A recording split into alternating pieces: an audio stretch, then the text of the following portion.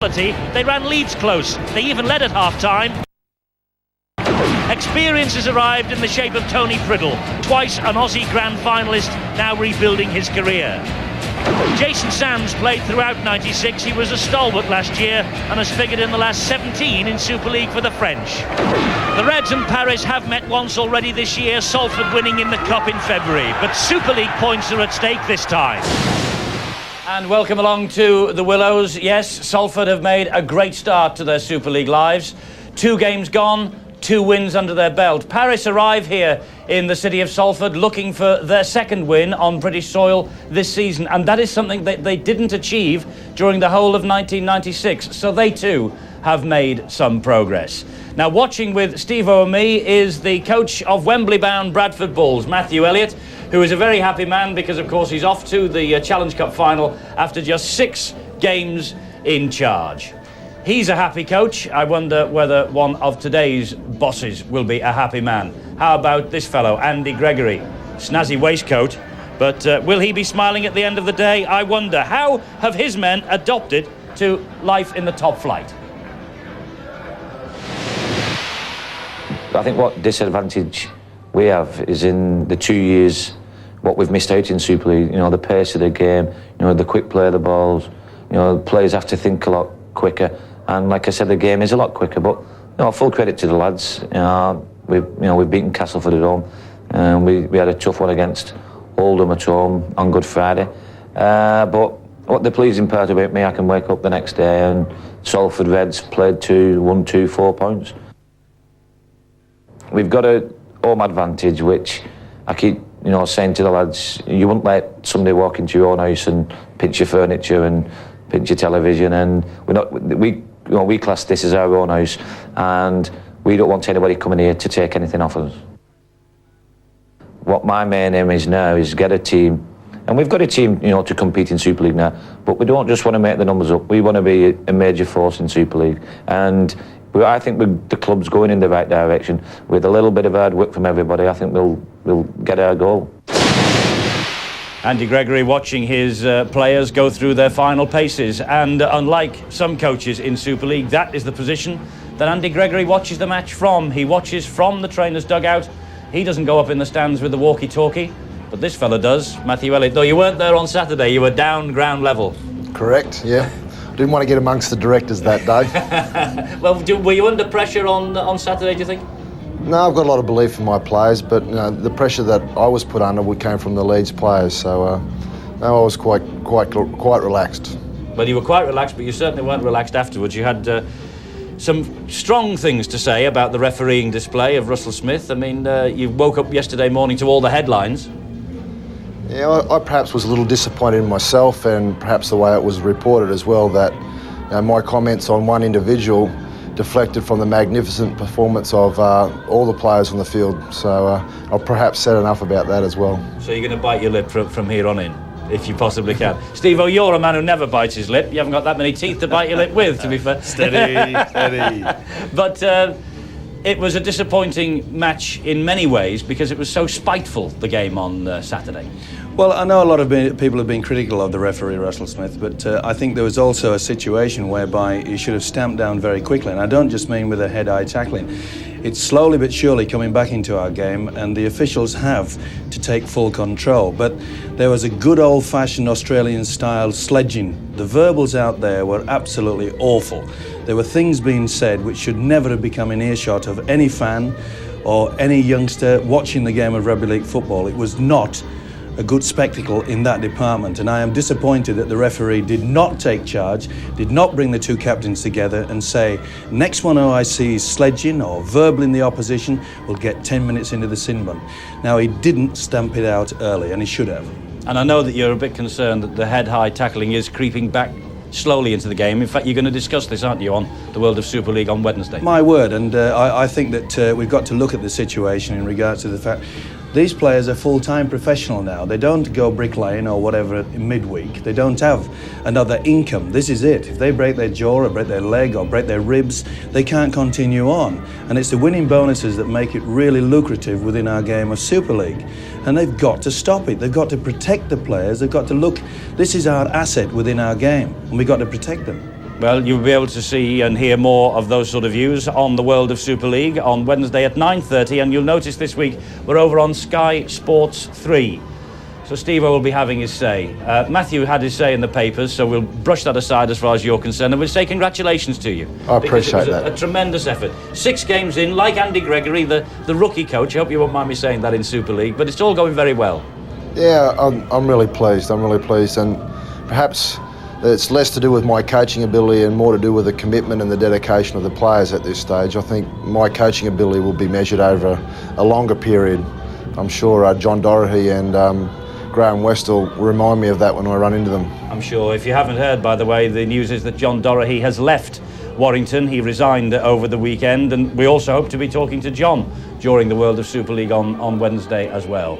But we have got quite a weekend of Super League continuing this Easter Monday and Tuesday, as you can see. Saints against Sheffield takes place 3 o'clock at Knowsley Road, and Warrington, without a coach now, against Wigan, 3 o'clock at Wilderspool. Tuesday, it's Castleford, Bradford, Halifax, Leeds and Oldham, London. All those matches kicking off at 7:30.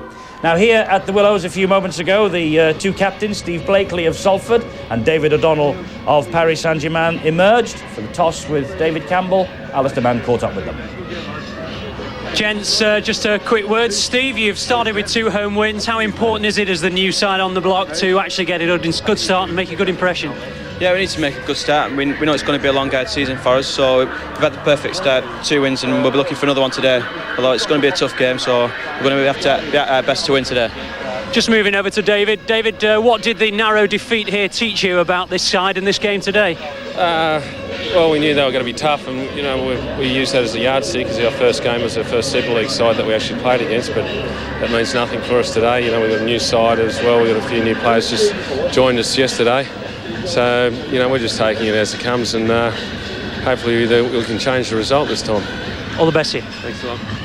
I wonder whether David O'Donnell or Steve Blakely might attract your vote as the man of the match. That's the telephone number for you to ring during the course of the second half. We give you this reminder at this time during our build-up to the match here on Super League Live, and the man of the match will win Sky Sports recording of his big day, plus a mini television set on which to watch it. And you too could have one of these things, because if you win our viewers' man of the match competition, get the name of the man right, and have your name randomly selected by our computer, you could win that mini television set. So remember, you'll have to dial and join in the fun with us during the second half.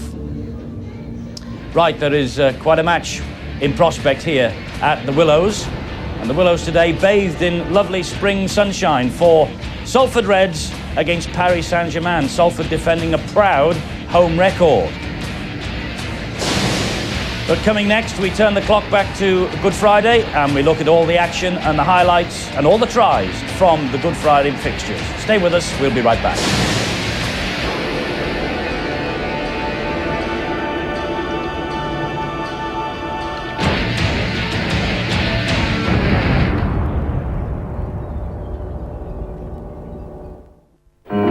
I don't think it's nice, you laughing.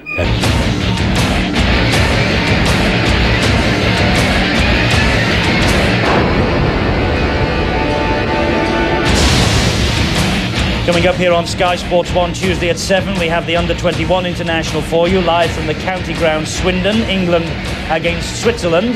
But right now, we have Salford Reds against Paris Saint-Germain, an Easter Monday dose of the Super League for you. We're live and exclusive here at the Willows, where excitement's building up for the 1 o'clock kickoff.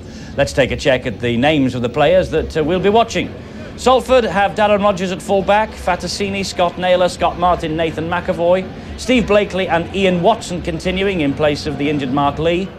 And the forwards, Andy Platt, Peter Edwards, Cliff Eccles, Paul Forber, John Cartwright, David Hume, just about his first choice pack of forwards. Savelio, Burgess, Southern and Faimilo on the bench for coach Andy Gregory. Now the Paris Saint-Germain side. Nick Hyde is the fullback, Phil Bergman the Kiwi, Paul Evans, Dion Bird and Tony Wall, Jeremy Robinson and Jason Martin. And the forwards, Tony Priddle, David O'Donnell, the skipper, Jason Sands, Wayne Singh, Michael Hogue, who failed to get a work permit with the Bradford Bulls and is now in Paris, and Troy Bellamy, the loose forward. And on the bench, Taylor, Lomax, Durkin and Kabastani. Coach is Peter Mulholland. Right, let's now take you back to Good Friday and the highlights from the Super League matches played that day.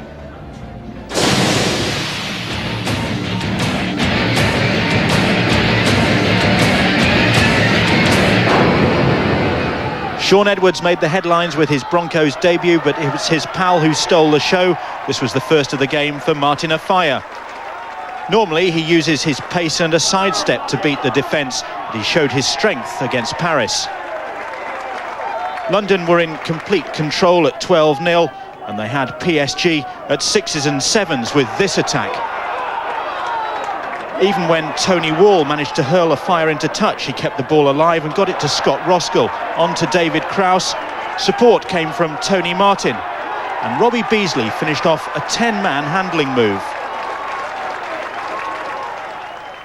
Paris Saint-Germain got points on the board when they caught the London Broncos having a defensive doze. Jamie Olsznik turned in the tackle to put Nick Hyde away, and he had the strength and the reach to make the line. Shaun Edwards came on late in the first half for his debut and went to work helping Peter Gill set up this try for Tony Martin. And it was typical Edwards' support play that set up Martin Offiah's hat-trick. Edwards linking up with Terry Mattison, and there was Offiah backing up to supply the old Wigan 1-2. PSG had the satisfaction of scoring a rousing try of their own, and it was big winger Paul Evans who set it up with this rampaging run. Jason Martin backed up, and Dave O'Donnell kept things going. It seemed as though the Broncos had halted the charge, but Olsznik was first to the ball. Some consolation for PSG.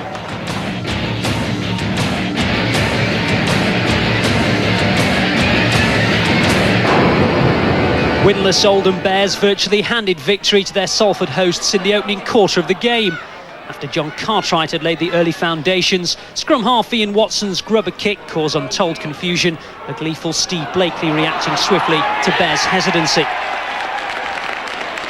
When Paul Forber burst away from the scrum base to provide Darren Rogers with the score, the Bears were beginning to look wafer thin in defence.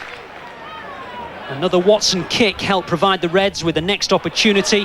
Andy Platt kicking on and having the presence of mind and the acceleration to score. It was 16-0. Worse soon followed though. The Bears looking decidedly uncertain. Steve Blakely patiently awaiting the opening, which Paul Forber pounced upon. That try converted. It was 22 points to 0. That though was the trigger for the visitors' recovery act. And, fittingly, it was their influential skipper Martin Crompton who grabbed a foothold.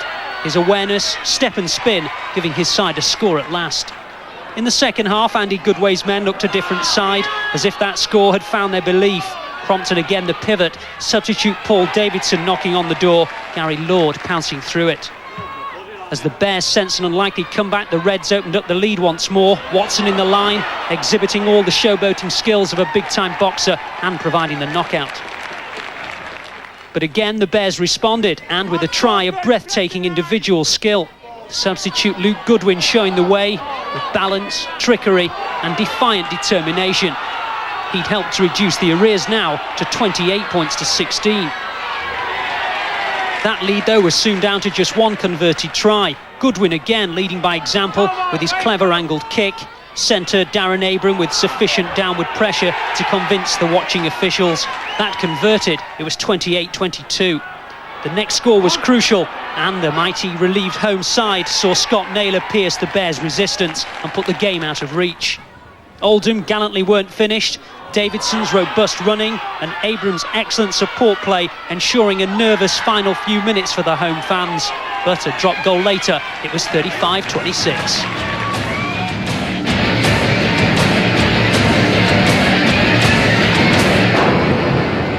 Two sides desperate to get off the mark after making poor starts to the season. At least it got better for Sheffield, but Lee Penny's error was typical of Warrington Wolves at the moment. Mark Aston took full advantage. In fact, Aston had a fine game. His link-up with Paul Broadbent split the Warrington defence. Broadbent linked again to put his side firmly in charge. The Warrington defence was sliced open once more by Aston a few minutes later. And once again there was a forward in support. This time it was Danny McAllister. Sheffield's revamped squad with 6 new players in the side seemed to be clicking at last, although it was a couple of old hands who finished off. Rod Doyle and Keith Senior, then Paul Carr sending fullback Linton Stott on his way to the line. With Aston kicking the goals, the Eagles led 24-0 at the break, but they were a bit slow off the mark after the restart, allowing Warrington a glimmer of hope with this try from Lee Penny. The Wolves maybe scented a chance of getting back into the game when Nigel Vergana strode through the Eagles' defence to make it 24-8. 2 minutes later, Sheffield were shaken by another Warrington score, this time for Richard Henare. But the Wolves failed to convert any of those tries and Sheffield recovered their composure. Martin Wood putting Linton Stott through for his second try of the game. And that was followed by a Keighley Old Boys reunion. Wood's grubber kick setting up a try for his ex-Cougars colleague Nick Pinkney to make it 32-12. Warrington added a late try from Henare, but this defeat was the final straw for coach John Dorahy, who quit 24 hours later.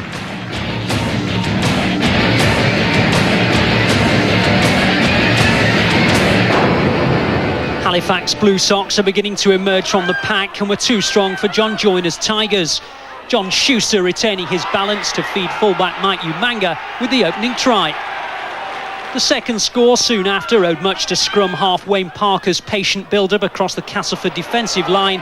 He timed his pass to Simon Baldwin to perfection for the score. Castleford, though, halved the deficit just before the half-time break. Jason Liddon finding a yawning gap in the Blue Sox cover to make it 8-4. Early in the second half, Michael Jackson had the strength and the momentum to force his way over the whitewash and restore the home team's belief.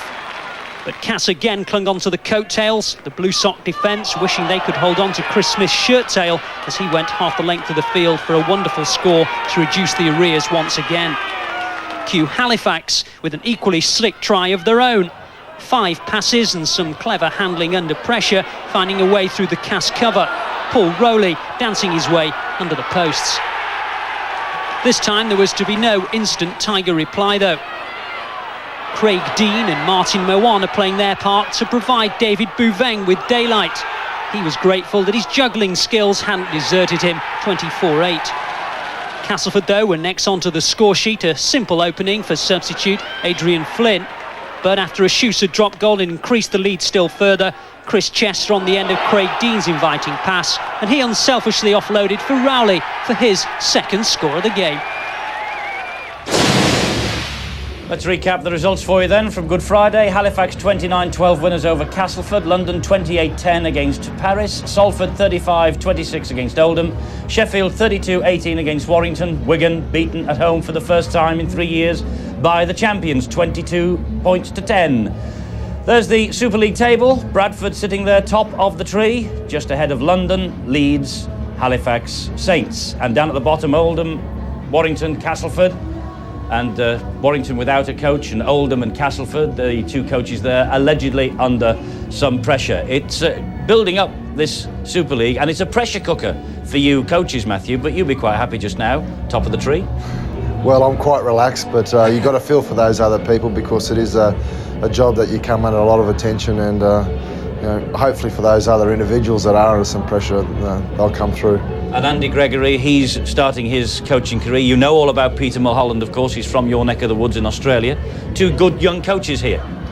Well, I'm sure Peter Mulholland would like the reference of being young, but he's in familiar circumstances, Peter. He put together a side when they first started at Western Reds, and he's basically done the same thing with the Paris team. And I think Andy Gregory, I've got a lot of respect for him. I've watched some of the tactics that he does employ, and he's a smart coach. Well, Peter Mulholland is certainly a lot younger than Steve-O, of course. That's why he is a young coach. How do you know? He must be. He's got more hair for a start. Okay, I believe you. This has got every chance of being a really entertaining match.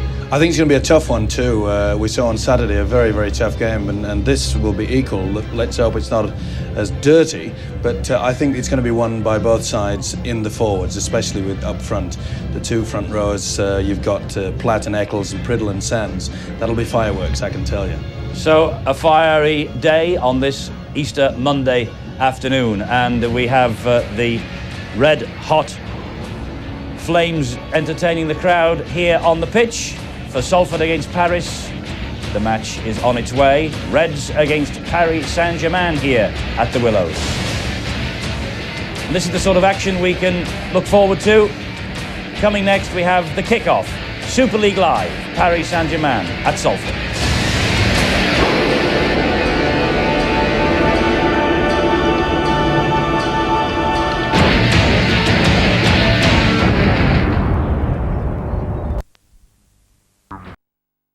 Title challengers Leicester on Wednesday evening on Sky Sports 1. We'll be there at 7:30.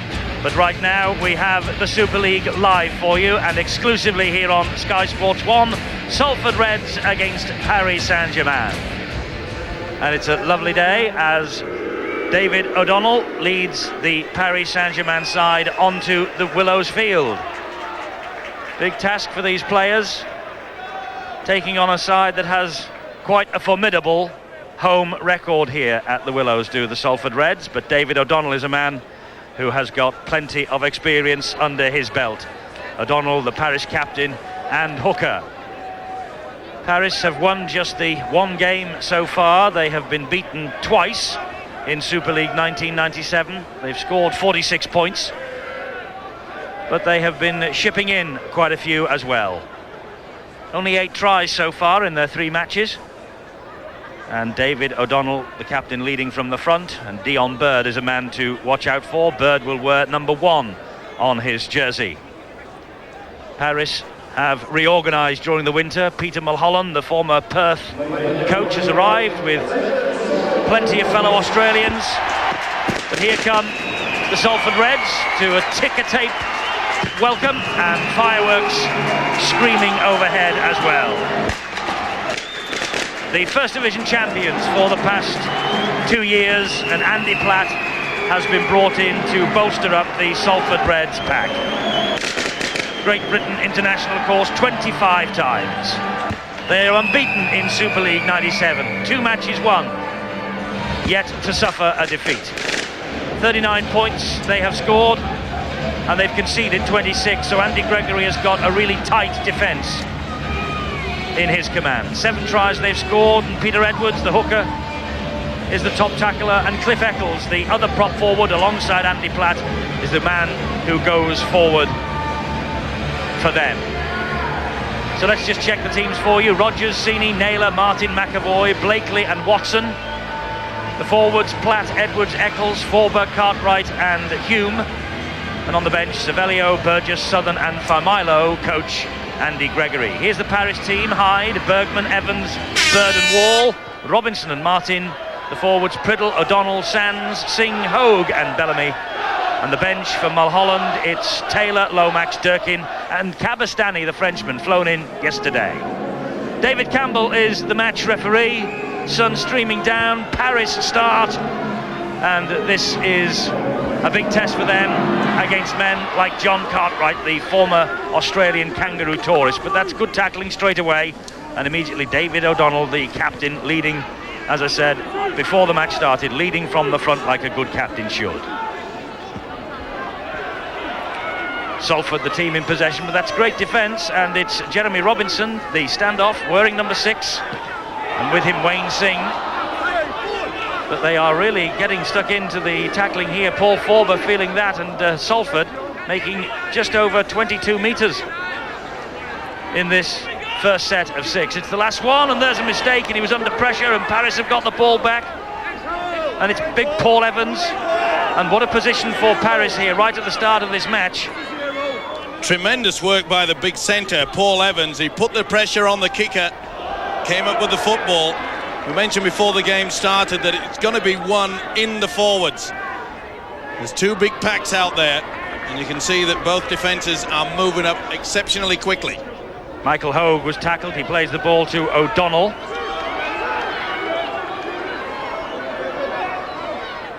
O'Donnell again in at dummy half. That's the scrum half, Jason Martin. And helping the ball out wide, that's Tony Priddle, rebuilding his career after his knee was reconstructed.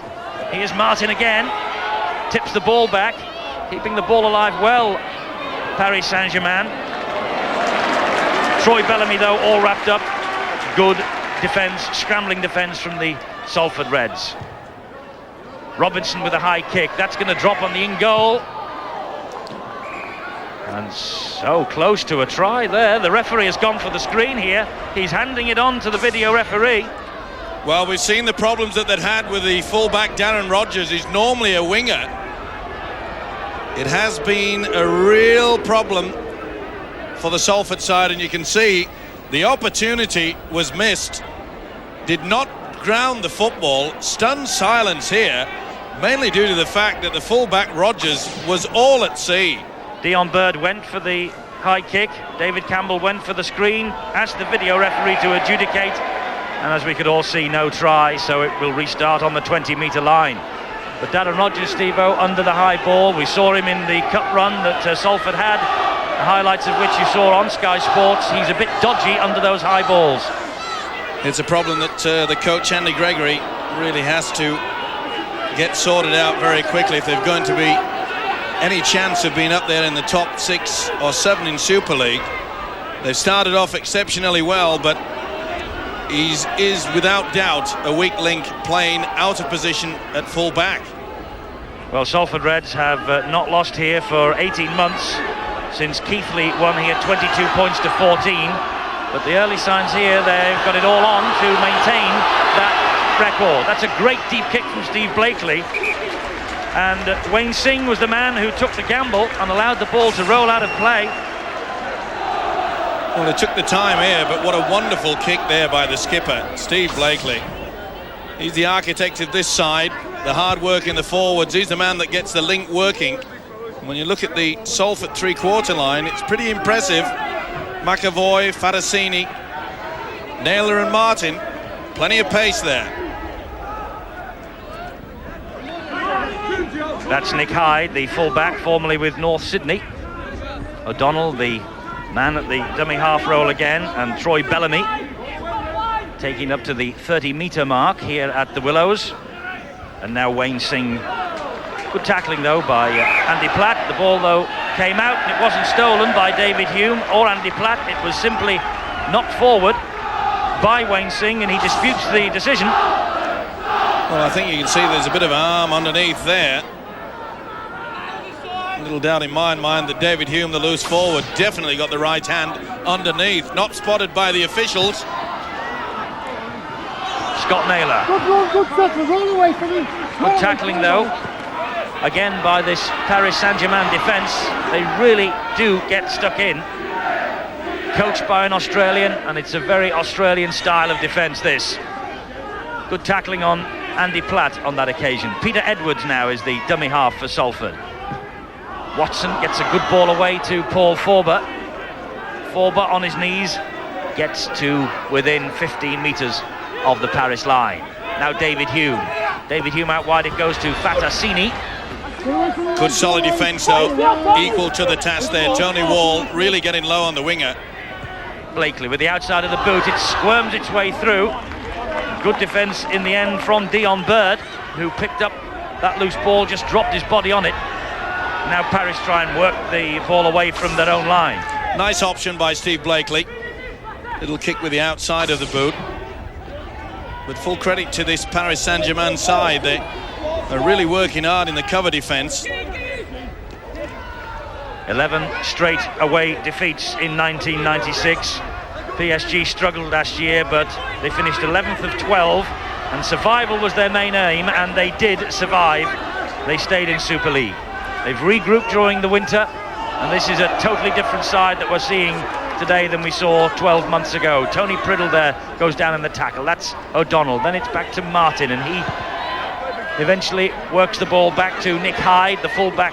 This time Grubber kicks it along the ground, and Darren Rogers is able to run the ball out on the zero tackle. Good set of 6 there by Paris. They work very hard. You'll notice that when they play the ball, they're bringing the ball back after the first man back on the inside. They obviously feel that Salford's second marker is a little bit slow, and up to now it has been. David Hume, tons of experience. David Hume tried to get the pass away, was under pressure though. Ball went to ground, and Tony Wall grateful to drop on it. Priddle, the dummy half, to Jason Martin again. Then he finds Robinson. Robinson again spreads that ball wide. Well, they're trying to force a pass, but It was a great ball and all tackle. Shook the ball clear. This guy will keep going all the time, swinging down there by Forber, but the hooker, David O'Donnell, a great purchase for this Paris side. He won't give in, that's for sure. This is Robinson again. Gets the pass away. It's a glorious ball too to Jason Martin, the former wonder boy of the Winfield Cup back home. Now Priddle, that right knee heavily strapped and bandaged, had a knee reconstruction job. You might have seen our feature on him in the World of Super League a week or two ago. High kick from Robinson, hanging again in the air, no one looking convincing. Paris have got it, and here's the chance for them, and that's Bergman, and Phil Bergman is in for the first try for Paris Saint-Germain.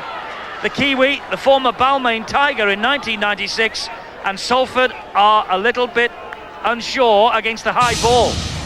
Nice kick, good option there by the standoff Jeremy Robinson. Got plenty of height on it. That enabled everyone to be on side, but you can see a very lackadaisical effort there. But good work there by Phil Bergman. Super strength to get over in the end. And you can see McAvoy didn't go up for it correctly. The big man, Bird, got through. Tony Wall helped outside. And Bergman, well, this has stunned the crowd. That was a good effort. We knew before the game that Paris would use the high kick, the bomb. We mentioned earlier that the Darren Rogers was all at sea in the first one, and the centre Nathan McAvoy was not equal to that task. That is a fine try. It's his second in Super League. He scored in the win at Sheffield, and that's not a bad kick either. The extras added by Robinson, Jeremy Robinson. You can see that these two men are holding back behind the kicker Robinson. Well spotted by the referee David Campbell, who said you're all onside. But really Nathan McAvoy is a tall boy in the centres. He should have jumped higher. He allowed that ball to come down to him, and they paid the price. Well, it's a great start for Paris. 9 minutes gone, they lead 6-0, and when you think that they're coming into this match with no fewer than 8 first-teamers out injured, it shows you that they could well be a force in Super League this year. Other people expected them to be easy beats again, but not so. And Salford know they have got a job on. This is Andy Platt to the halfway line. Paris restrict Salford to the halfway line in their 5 tackles. That's the kick for the corner from little Ian Watson, and he finds touch as well. Good kick there by the little halfback. Really quite a battle between Ian Watson and Jason Martin, as Eddie mentioned. He really was the superstar in Australia a few seasons ago. They classified him as being the new Peter Sterling. Big raps, but he's no shout. This fella, Ian Watson, he's got the skills too. So a pretty good battle at display today. There's Jason Martin, the former wonder boy, as I say, the Dally M Rookie of the Year in 1990. And they are warming to the task here, Paris Saint-Germain. 10 minutes gone. 6-0, they lead. Salford and their crowd just a little stunned at the moment. It's been an impressive opening by Paris, especially by the way that... Penalty against Andy Platt all over Jason Sands. Interfering so that he could not get away and play the ball. You can see the right elbow on the back of the neck. Must roll away quickly. Getting back to the situation with the hooker David O'Donnell. I've been most impressed with the way that he's been controlling things from the dummy half. Not the best penalty from Dion Bird. He sliced off the outside of the boot and he made about 1 metre there with that kick. But at least he found touch, which is something we've seen not happen once or twice. David O'Donnell, the dummy half, and he gets the pass away. That's Michael Hogue, tackled by David Hume. Martin following up, fires the pass into the arms of Wall, and Tony Wall's away. They're in trouble again here, Salford. Ball pops up, knocked back, and it was a good job that Blakely got back there. Paris appealing for a try. Well, but Blakely too quick for them. Standoff got to it, but Not so sure that it was the Paris man that got the fingers to it. They've deemed no. Well, pretty hard to pick there. Blakely knocked it dead, and that's why he is now dropping out from underneath his own posts. There was never any doubt that it was going to be given as a try. It was just a matter of who got the last contact. Blakely was given the benefit of the doubt. Well, his Salford defence is very flimsy at the moment and a little bit shell-shocked, but full credit to this Paris Saint-Germain side. They are really running the angles. The dummy runners are working hard for them, but that's not the best from Priddle. He tried to release the ball in the tackle and lost it. That's why Fatassini has it back. Heavy traffic. You can see that he was taken there. Maybe a hint of being taken out early without the football, but Priddle should really know not to release it in that situation. He's got all the experience. Meanwhile, Salford have got a penalty. Holding down in the tackle by Tony Wall. And there was a hand in there as well. Yeah, he got the fingertips to it. It's getting a bit scrappy around the play of the ball. Referee Campbell will have to keep an eagle eye out for that.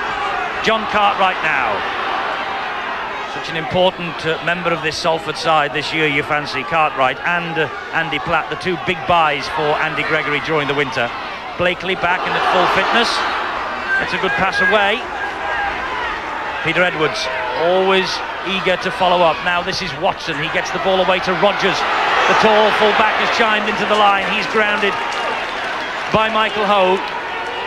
Good 82 metres made here by Salford. They're looking for an opening here. On the diagonal run was Naylor. Keeps the ball alive. Platt trickily knocks the ball through, and that's a knock-on. Forced the mistake from Nick Hyde. Well, it wasn't the best kick from the prop forward, Platt, but it turned out okay in the end. The full-back, Nick Hyde, making a real meal of this. Well, he should have put the foot on it, stopped the rolling football, and then picked it up. He had all the time in the world. There was no pressure applied. Platt was the only one that knew that that kick was coming in. Inevitably from the scrum, Salford have the possession. Fatassini, though, runs into a brick wall. Priddle was there. Blakely. Chance here for Salford. Blakely takes over again from Naylor. Good ball out wide. Ball back. Oh, on the inside, and that's high. And it's big Paul Evans. And David Campbell wants a word. Coming back on the inside. And the young centre. And he's off. Legs went through. Well, you can see he grabs for the shirt. It's not a swinging arm to the head. Well, I think he's been badly done to there, Paul Evans. On the replay, I feel, okay, it finished up going high, but you'll see he grabs the shirt. That looks a lot worse than what it is. He's got hold of the shirt. He hasn't got under the chin. Well, what a disaster. Well, it's a disaster for Paris Saint-Germain.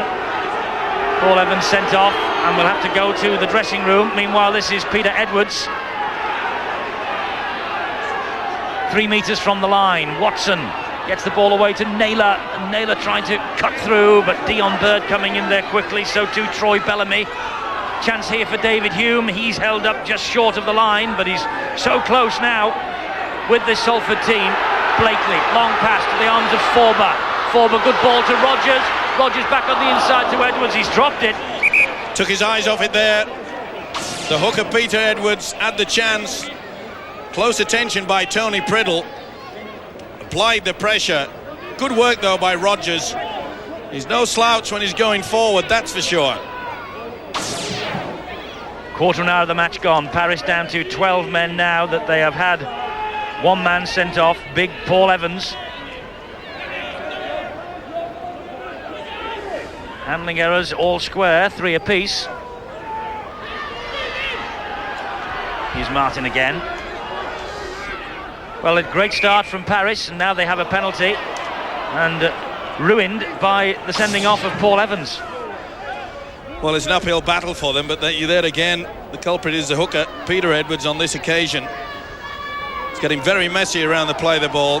Coaches want their players to try to do that, so that allows their defence plenty of time to get back into one straight, solid line.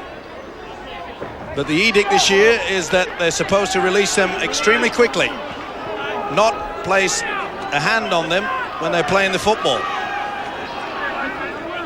Jason Sands in the headgear, David O'Donnell and he gets the ball away.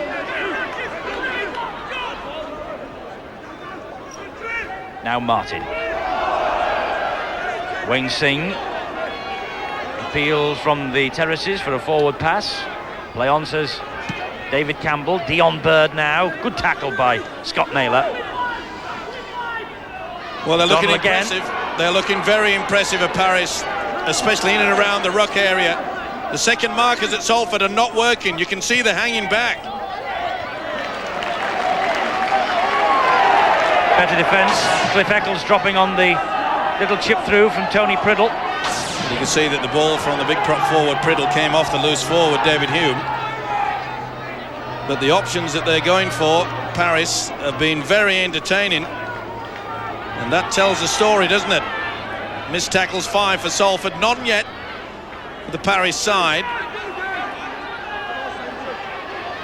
But the gaps now will inevitably appear in this Paris side now that they're down to 12 men. But Steve-o, we've seen so often in the past that 12 men do rally, and they can come up at times and claim famous victories. I wonder if this is going to be one of those days. Well, also with the fact that I think most of the Paris side realised that he really didn't need to be sent off there. Nice play. Lovely play from Watson. Support arrives from Rogers. Rogers waits for more support. Edwards again loses the ball. Overran the pass. Well, great play again by Rogers, but you could see that they've overrun it. Missed opportunities. This will not be pleasing their coach Andy Gregory at all. They're all at 6s and 7s, and they've got to get this defence sorted out. It was good play though by Watson. You mentioned earlier that he's certainly got the skills, but Andy Gregory, the coach, has got to get the word out to this Salford side. Roll the sleeves up and do some work in defence. David O'Donnell again scoots away from dummy half. He has so much experience. There is Andy Gregory just watching on from the sideline. More chances coming up here. This is Dion Bird, and Dion Bird's going to ghost in for the second, and he does. That's an easy try for Paris. The Salford defence just melted away, and Dion Bird took the pass from Bergman and just shot in the corner. We spoke about the poor defence. Look, no second marker. They were going back. Even though if it wasn't the best ball, Bergman skates through, and Bird flies like one too. Well, they're stunned to Salford, and rightly so. It's been really entertaining stuff. In and out, Bergman's speed, out wide. There is no one at home. Where on earth has the Salford defence gone? They move up, fail to fill the gap. Cartwright was slow moving into that position. Here's the result. PSG, they're riding high, and rightly so. Dion Bird is a former Australian Schools Under-19 international, and Andy Gregory, a former Great Britain international, has a disgusted look on his face. Robinson with the conversion attempt, and he's kicked it. What a kick that is from Robinson. Former Canberra Raiders goal kicker, but he didn't score on Friday, but he's found the mark twice here. There you see the defence failed to fill in. Bergman does the rest. If you don't move with one unit, you are going to suffer. Well, Salford are stunned. Their crowd here at the Willows silenced by Paris having taken a 12-0 lead in the opening quarter here. And Paris have made 7 clean breaks to Salford's 1. They are controlling this match at the moment, and they are playing pretty impressively. They're tackling strong, they're supporting the ball carrier, and they're making breaks almost at will. Salford, with this proud home record behind them, have got to discover their form somewhere.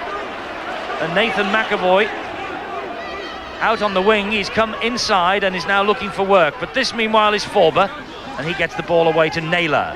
Well, how many times have we talked about teams who take their chances, put points on the board? That's what the Paris side have done.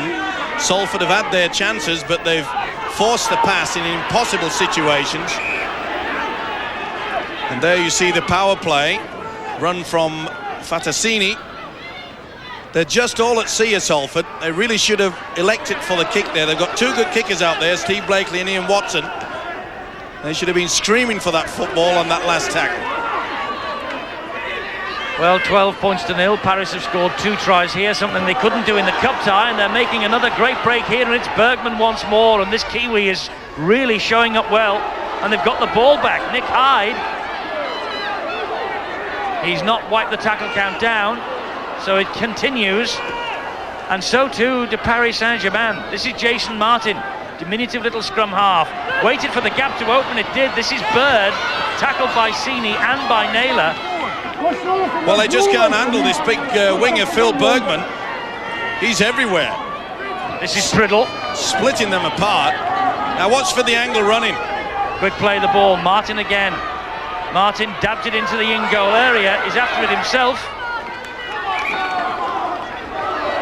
And Nathan McAvoy ran the ball out. Beautiful run. Not the best kick, came off the knee, but what on earth was the fullback Darren Rogers doing? They were hanging around. This is the situation. Well, McAvoy perhaps didn't realise that there was no one quite close to him. He took safety first. Another 6 to absorb now. And Priddle driving the ball in.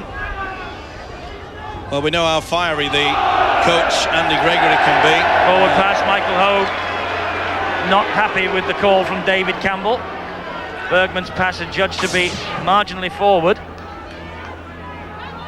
50-50 perhaps, but he really held on to it. It's amazing the angles of a camera. The first one we saw, it looked well backwards. That one looked well forwards. Yeah, Michael No wonder Hogue, they don't use the cameras to adjudicate on forward passes. Well, he can't. That's why the man's got a whistle in his hand. Sometimes they use it. But getting back to the fact of the Salford coach, Andy Gregory, we know he's a fiery character. And I'm sure that the Salford players are going to expect quite a few words of wisdom. Fiery words of wisdom. This is Fatasini, just the sort of player who maybe can turn this match round for Salford, the former Western Samoan rugby union star.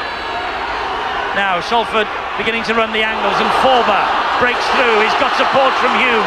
This is better from Salford. Round the corner it goes, looking for McAvoy. McAvoy loses his footing, but still Watson is there to support. Much better play by Salford. Remember, Paris down to 12 men. You've got to keep the ball alive and out wide. You've got to run them ragged. Naylor's done just that. He's got round the outside, round Dion Bird, and Naylor scores the try. Try against Oldham off the bench on Friday. Try here this afternoon. Beautiful run by the big fella. Forber got the through on the inside. Great support play. Hume. They really did keep it alive. McAvoy did well. No hand on him, so it was not tackled. Beautiful play. Watson did well. And from here, remember I mentioned 12 men. You've got to keep it out wide. Run them ragged. 2 links. Good dummy run there by Fatasini. And the kid in for a great try. Out wide, you'll see Fatasini come in, do the dummy. Scott Naylor does the rest. Tremendous try.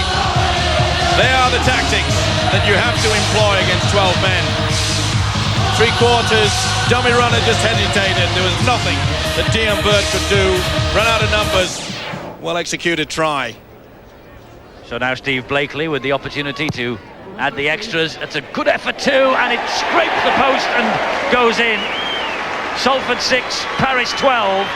Is that the moment when Salford kick-started into this match? Let's just run it on and see the advantage of the 2 long passes. This was a perfect link, but watch for the dummy runner. There's the winger, Fatasini.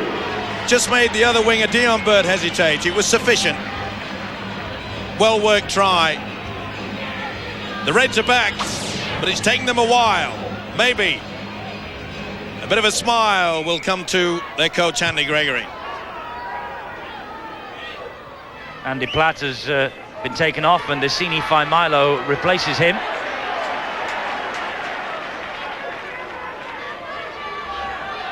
And Paris Saint-Germain are going to make a change as well. David Lomax is coming on, and Michael Hogue, I think it is, who's going off.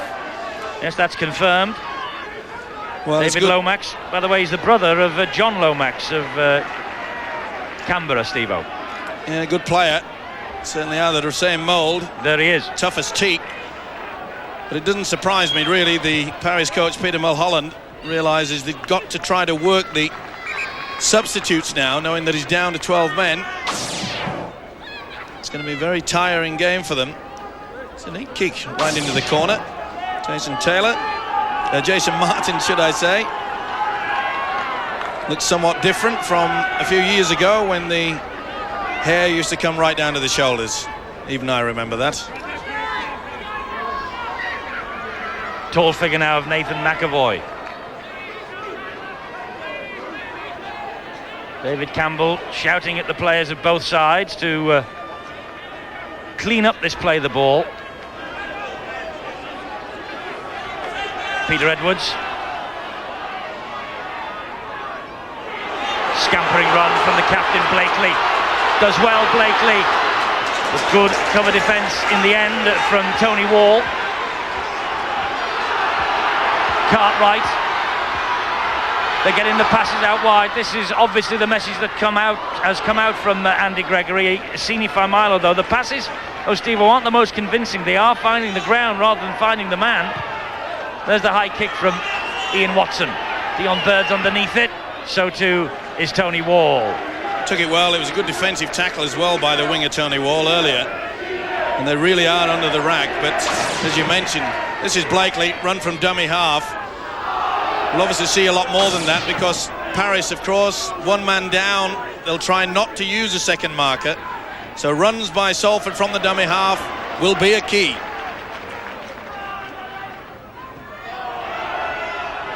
Martin again, but straight into the arms of Paul Forber.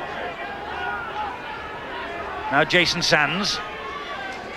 Jason Sands figured throughout last year and played in that historic first night in 1996 at the Charlotte. That's a charge down by Cliff Eccles. And luckily for Paris, Nick Hyde, the fullback, was there and alert. This is Dion Bird, tackled by Cartwright. Good charge down by the big prop forward Eccles, who was a very hard worker. But it was also good work by the fullback Hyde, and any youngster watching, you could see that, it's got to be a penalty, interference at the play the ball.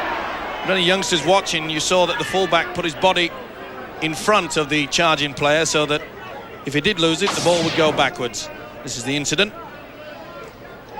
All over the place. Can not interfere with it for Milo, the culprit.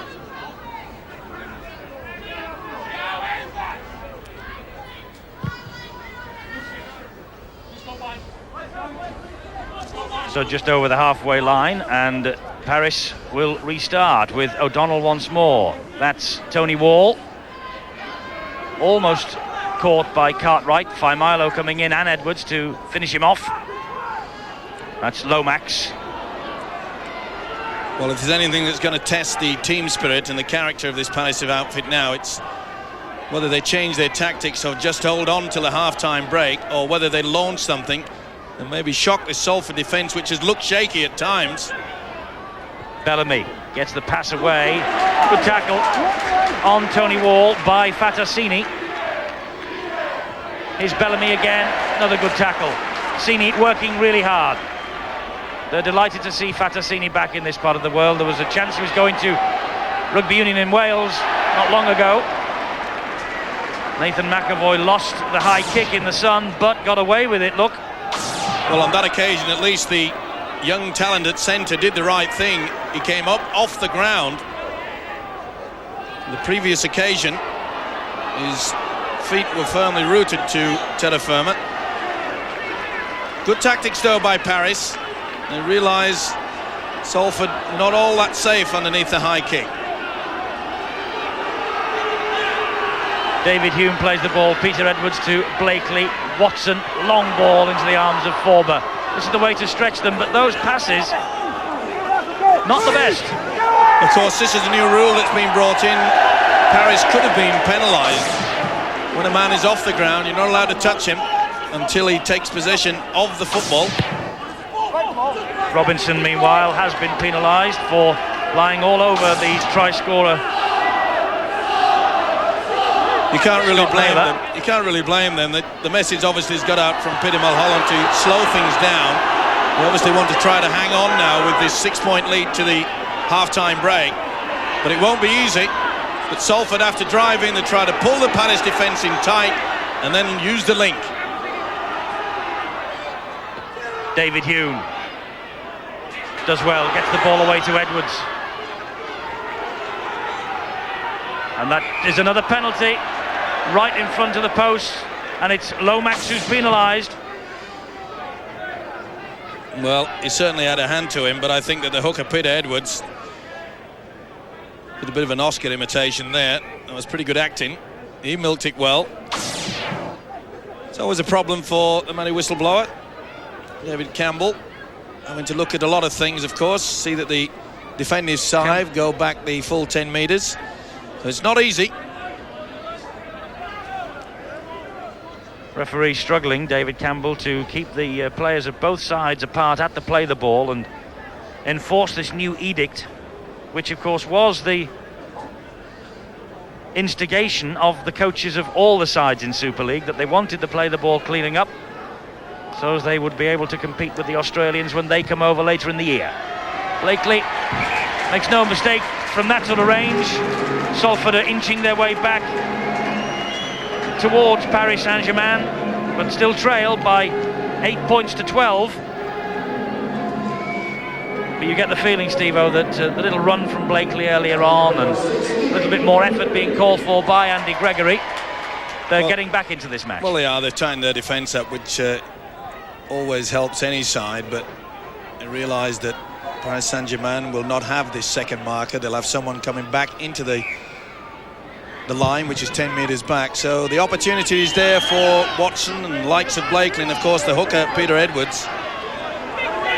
But they really have got to use a little bit more effort in taking the ball to one corner and try to suck in the Palace defence over, and then as they scored their first try, a wonderful link. They've got the ability out there.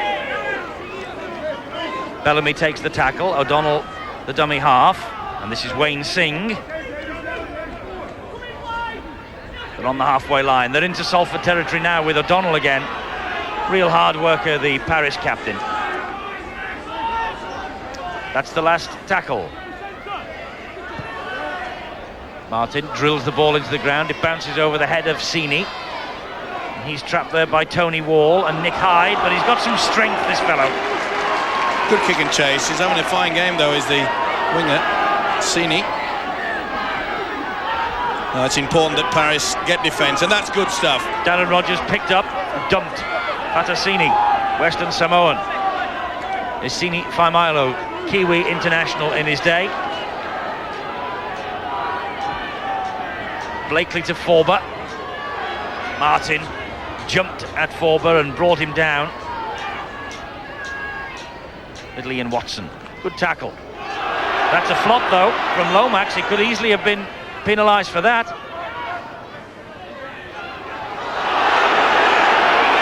Penalty.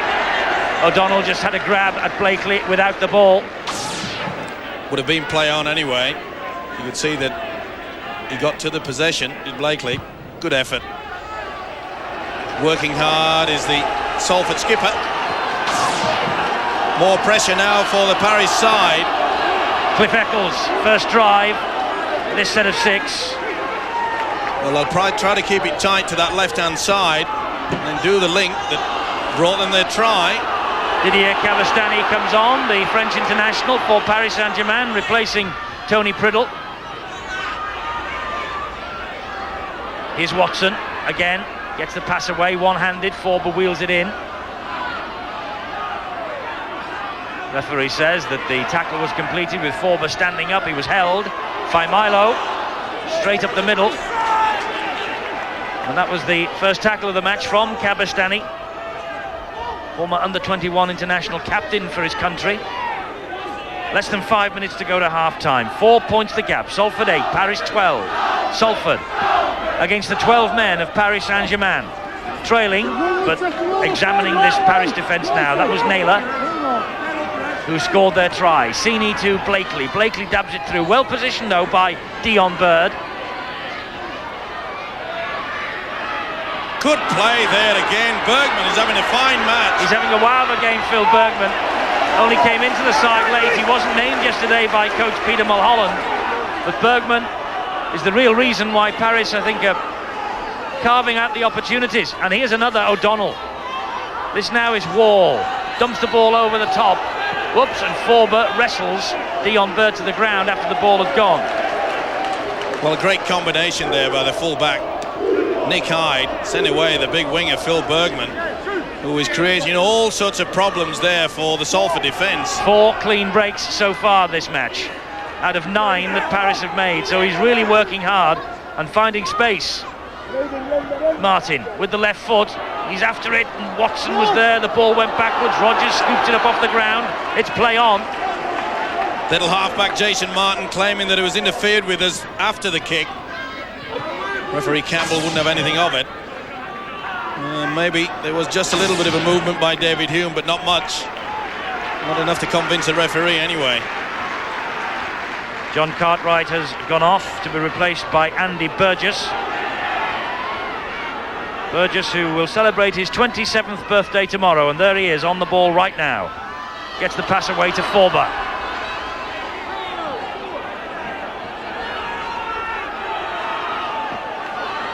Burgess again. And he's replaced John Cartwright, who made 12 tackles before he left the field, the big Aussie. Dion Bird scuttling across to collect the kick through. Well, I'm somewhat confused with the Salford tactics. The forwards are doing their work, but they're not applying this link. They've got to stretch this Paris side. It's there for the taking, but there's still 4 points adrift.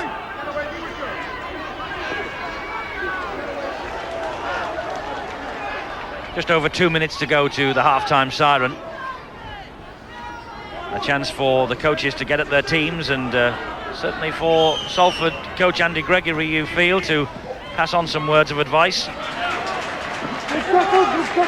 tackle again by Fattasini, but Jason Sands has picked up a bang in the back there. Scott Naylor came in very late. You can see clearly that the right knee made contact. Referee obviously deeming that he'd committed himself as you go down. Yeah, you can't blame the centre. He was trying to get involved in the tackle, but it hurt.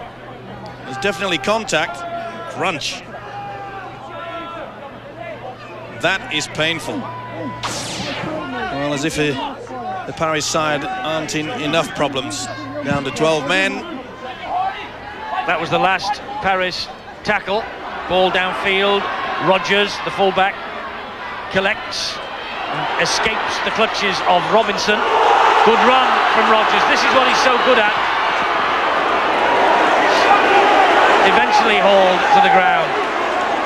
Good work by Dion Bird. It had to be as well. He's an elusive character as a fullback, Darren Rogers, when he gets on the move. Hume, and this now is Naylor. Little half break. Hume's following up again. He gives it to Edwards. Edwards back on the inside to Watson. Chances here for Watson. That was a good tackle by Jason Martin, was it? No, it was the number 11, Wayne Singh. Blakely fires the ball into the arms of Forber. Rogers, who began this move, dumps it over the top. The ball is still alive. Forber back on the inside. And this Paris defence, it's working overtime to keep the Salford Reds out, and they've still got a couple more tackles to weather. They want to spread the play out wide this way because they have a one-man overlap. Naylor, Sini won't be stopped. Sini levels the scores, goes round the referee and touches down. And Nick Hyde complaining there that the referee, David Campbell, was in his way and he couldn't effect the tackle. So Sini was able to bring the ball round back nearer the posts. Good work. For once, Salford really got the link going again. You can see Blakely said, let's get out of here. He misses 3 men and out wide. Well played by the centre. This guy's having a fine match. Good, hard, solid player, Fattasini, is rewarded with a try, but it all came from this beautiful long pass from Blakely. Loose forward Hume. Centre. Naylor sends him out. Keep the ball alive. Run the opposition ragged. One man down, it will always work. very rarely fails. Great try. Yes, Fatassini, he's a big favourite here at the Willows, and will be now because he has levelled the scores, and Steve Blakely has the opportunity right on the stroke of half-time to give Salford the lead, and this is an important kick for Blakely from a personal point of view. If he slots this over, it's his 1,000th career point, and 1,000 career points it is for Steve Blakely, and he has given his side the lead by 14 points to 12 at half-time. Fatassini with all the strength down the right-hand side.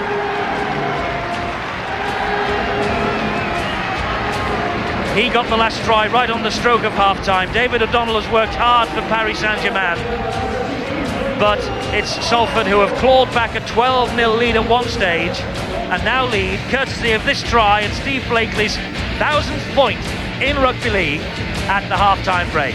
Salford Reds 14, Paris 12.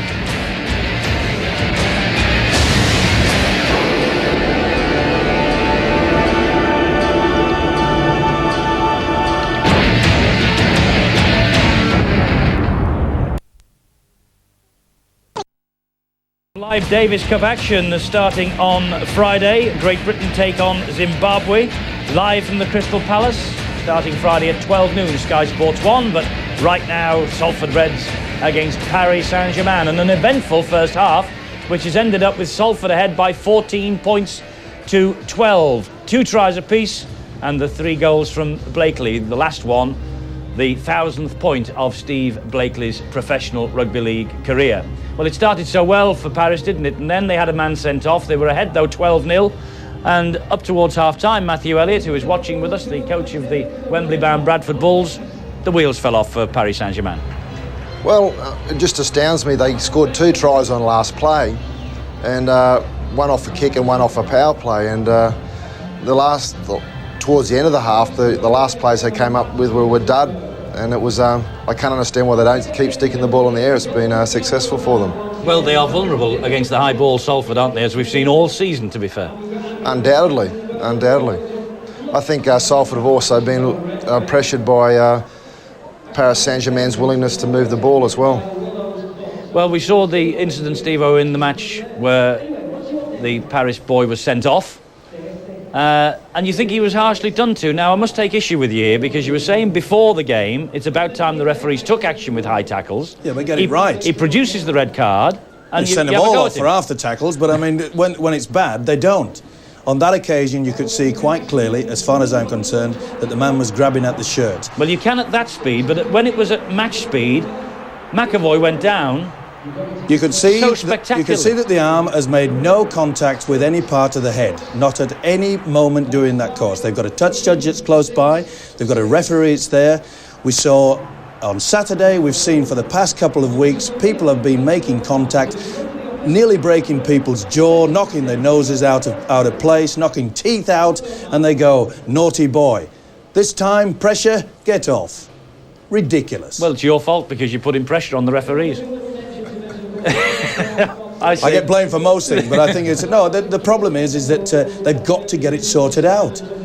They can't have people running the game that's running around on that field that haven't got the confidence to say, well, I don't think it was a high one. If anything that looks like a high tackle, we might have 3 on either side by the end of this game.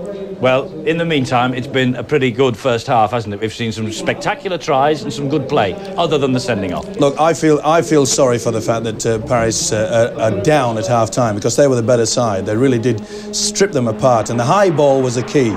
We said before the game that there's always a problem with the full-back Darren Rodgers. He's not a full-back, he's a winger. We've seen some wonderful runs from Rodgers going forward, but on this occasion there, we just can't get it through. He never went for it. He allowed McAvoy the chance, and McAvoy failed to go up. A full-back's position is to go into it. Now this is where Blakely really got them out of the fire, because if Paris Saint-Germain would have scored a try there, I really think it was a hole that they would never have got out of. And of course, Dion Bird, beautiful play here, but let's just hold it there. Now, there's Cartwright, he fails to fill in, and Bergman, who is having an absolutely wonderful match, cuts through. The Salford defence was absolutely all at sea. Good work by Dion Bird to finish off. But it was always going to be a matter of if they made the break, and on this occasion it was good work by Forber. Hume, good support play. They started to realise now, did Salford, that if you kept the ball alive and run the Paris Saint-Germain side ragged. Good work there by McAvoy. There was no contact, so he can pass the ball from the floor. Long ball out wide, let's run it on just a little bit more. Hold it there, you can see the defence out, long balls out wide, and you just run out of numbers, especially when you're down to 12 men.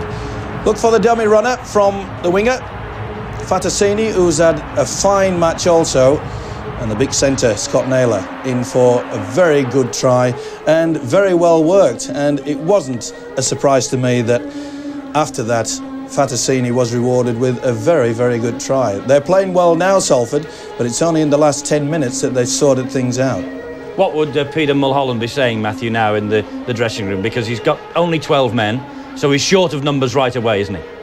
Yeah, I think he's got to go. He can't do anything about getting that other player on the field, so he can only control the players that he's got on the field. I think he needs to look at his last play. And the other big thing is that Salford, while they're not putting pressure on the defence with their pass, they've got some very strong ball carriers, and the Paris Saint-Germain players aren't containing them. Well, I wonder if you are spotting a candidate for the man of the match. That's the telephone number that you should ring during the course of the second half. We'll tell you when in the 40 minutes to come, and if your name comes out of the computer and you name the man of the match correctly, you could win a mini TV set along with the man of the match, who also picks up one of those mini televisions. So we have a match on our hands here, the 12 men of Paris Saint-Germain, with Paul Evans sent off. They trailed by 14 points to 12 at half-time, but they are giving Salford a real fright, and Salford doing their best to hang on to this proud home record. Second half next.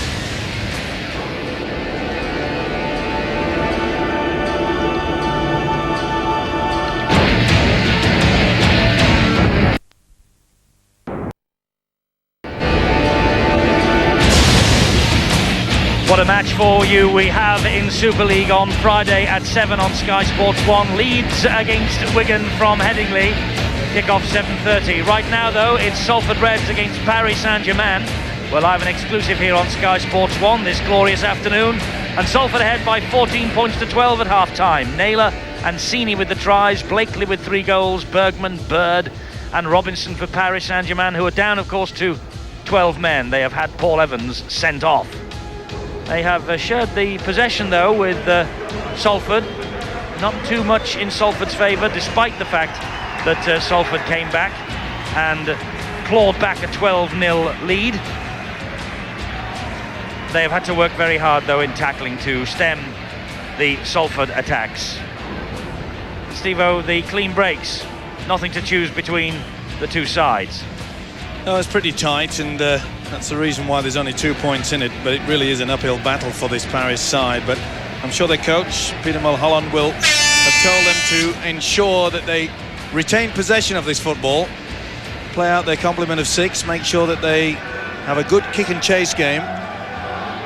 Their only big problem this second half, of course, will be the sun, which is well and truly in their eyes. There's Peter Mulholland, the Paris Saint-Germain coach, taking his place in the stands to watch and see whether his 12 men can come back in this second half and claim a famous victory. And a famous victory it would be as well, with Salford defending this excellent home run that they've had for the past 18 months. 19 home league matches and they haven't been beaten. The double champions from the First Division over the past 2 years. Premiership winners as well, you may remember, at Old Trafford last September. They've had the glory days here at the Willows recently in the lower division. Now they're looking for more glory in the big, wide, wonderful world of the Super League. Martin with the kick over the top. He finds touch. Let's go downstairs and join Alistair Mann, who's been listening at the dressing room doors during half-time.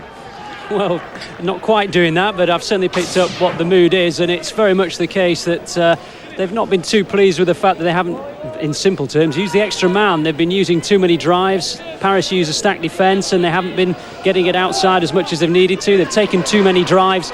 Just a matter of getting the basics wrong, and that is a pretty complex one to sort out as a coach, I imagine. Certainly is. Essini Faimilo, 12 metres inside the Salford half. Complex or not, I'm sure that Andy Gregory would have told them very, very forcefully what has to be done. I think we'll see the combination of the two half-backs, Blakely and Watson, combining a heck of a lot in this second half. Lomax tackles Forber, but he still gets the ball away to Martin. Scott Martin, formerly Academy International and under-21 honours for him. And Salford now trying to give their attack some width. That looked forward. It was a mile forward. Oh, I can't believe that. Well, you can see that the man is well and truly in front. The kick finds touch. Deary me, the Easter Bunny certainly hasn't given anything to Paris Saint-Germain side of the Easter weekend. You see on the high shot that the man has gone right through. Well, it didn't look so bad there, did it? You're kidding. But it looks a mile forward there. Yeah, of course it is. Just making the point that these angles on TV, it's impossible to make a sound judgment. So you've become the friend now of the merry whistleblower, have you? Well, someone's got to try and defend them.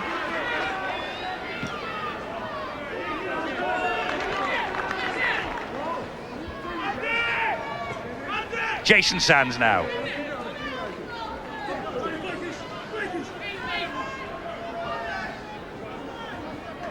Good defence again from Salford.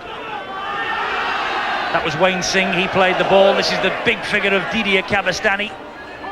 On the last tackle, he went for the power play. He's trapped. It's the turnover. Well, not the best option there. I mentioned earlier that they have to ensure that they have a good kick and chase game, and to run the power play when you've only got 12 players is not good thinking. Just for those new viewers, Steve-O, and they are joining the family all the time, of course, what is the power play on the last tackle? Well, on the last tackle, most teams elect to kick, but when they actually run with the football, in other words, they take on the defence, run the risk of the tackle, then if you are tackled, then the ball is turned over to the opposition.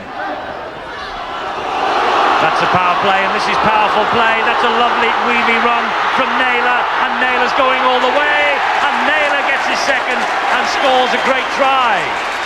But has he? The referee thinks he might have dropped it, so he's going to hand the decision on to the video referee. Did he drop the ball, or did he ground it properly? No. Oh, that's no try. Unless his fingernails are pretty long, I don't think he'll be given this one. He's lost it. Well, I've backed the referee, David Campbell, on many occasions, but I'm glad that he's gone to the screen on this. Frame by frame, that's where it leaves it. Well, the Salford crowd, as if trying to influence the video ref, are cheering now. But is the downward pressure? That's the question the video referee has got to decide. And he's obviously taking a long, hard look at this. Just before, that's where he loses. It's not control, no downward pressure. He loses control completely. Well, the video ref is having a long, hard look at this, jogging the picture backwards and forwards. Nope. Hair's breadth. It is. The important thing is, has he got control as he puts the ball down? Not to mine, he hasn't. So we're waiting the decision from the video referee. Well, we talk of Everyone's pressure. looking at the big screen here at the Willows. And here it comes. There's the try scorer. He thinks no try. You can hear what the Salford crowd think about it, but I'll tell you something. The players lined up for a tap on the Paris 20-metre line. And who said it didn't work? The big screen. Well, the video referee once again coming to the rescue. A big decision, that, a big call. No try. 14-12 it stays. Steve-O, why other sports look at this video referee situation in rugby league and decide against using modern technology is beyond me, because we prove week after week how invaluable it is. They're frightened, that's why. And also a lot of sports feel that they can influence certain officials. High kick. Oh, Rogers has dropped another one. Well, he is so unsafe under these high balls. He was under no pressure. Well, if Andy Gregory's not great now, he certainly will be by the end of the season if they do not find a regulation full back. I wonder now whether he is ruining the decision at the start of the year to release Steve Hampson. Well, I know he's in the crowd today. Still loves his rugby league football, does the former Great Britain fullback.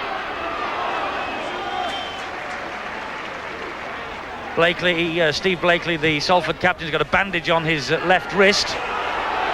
Dion Bird, meanwhile, chases the ball to within a couple of metres of his own try line and gets caught by Ian Watson. But I wonder what the problem is with Blakely's wrist. Alistair Mann might know.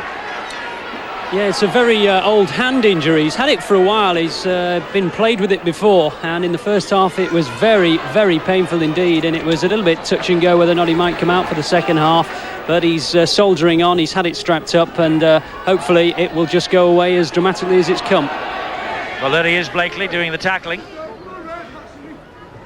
The tackle was effected on Tony Wall.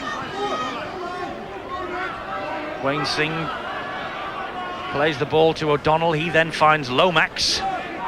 They're doing well, the Paris side, considering they're down to 12, aren't they? They're coping well. Well, they're going through the basics, nothing fancy. As we mentioned just after the restart, use their forwards, try to slow things down. The last thing they want to do is to allow Salford to take control of the game. It's their third away game out of 4 that they've played, Paris Saint-Germain, so they've got plenty more to come at the Charlotte Stadium in the summer months that lie ahead. And as I made the point, I think, in the first half, Steve-O, there's Peter Mulholland, the Paris coach. They're not going to be easy beats, are they, this year? Well, they've proven that already. And it's been a fine effort to say that they've had a player sent off, and it's not over yet.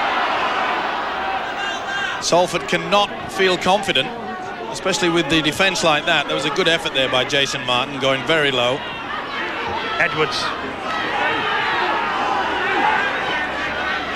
Martin in at dummy half, asking the referee to get the Paris players off the grounded man. Here's Forber. Forber gets the pass away, and Naylor is searching for more. Quite a good ploy as well by Salford. They're using the big second rower, Paul Forber, running out wide. Not a bad kick from Ian Watson. Eventually it runs dead. Dion Bird, the fullback, just taking the gamble.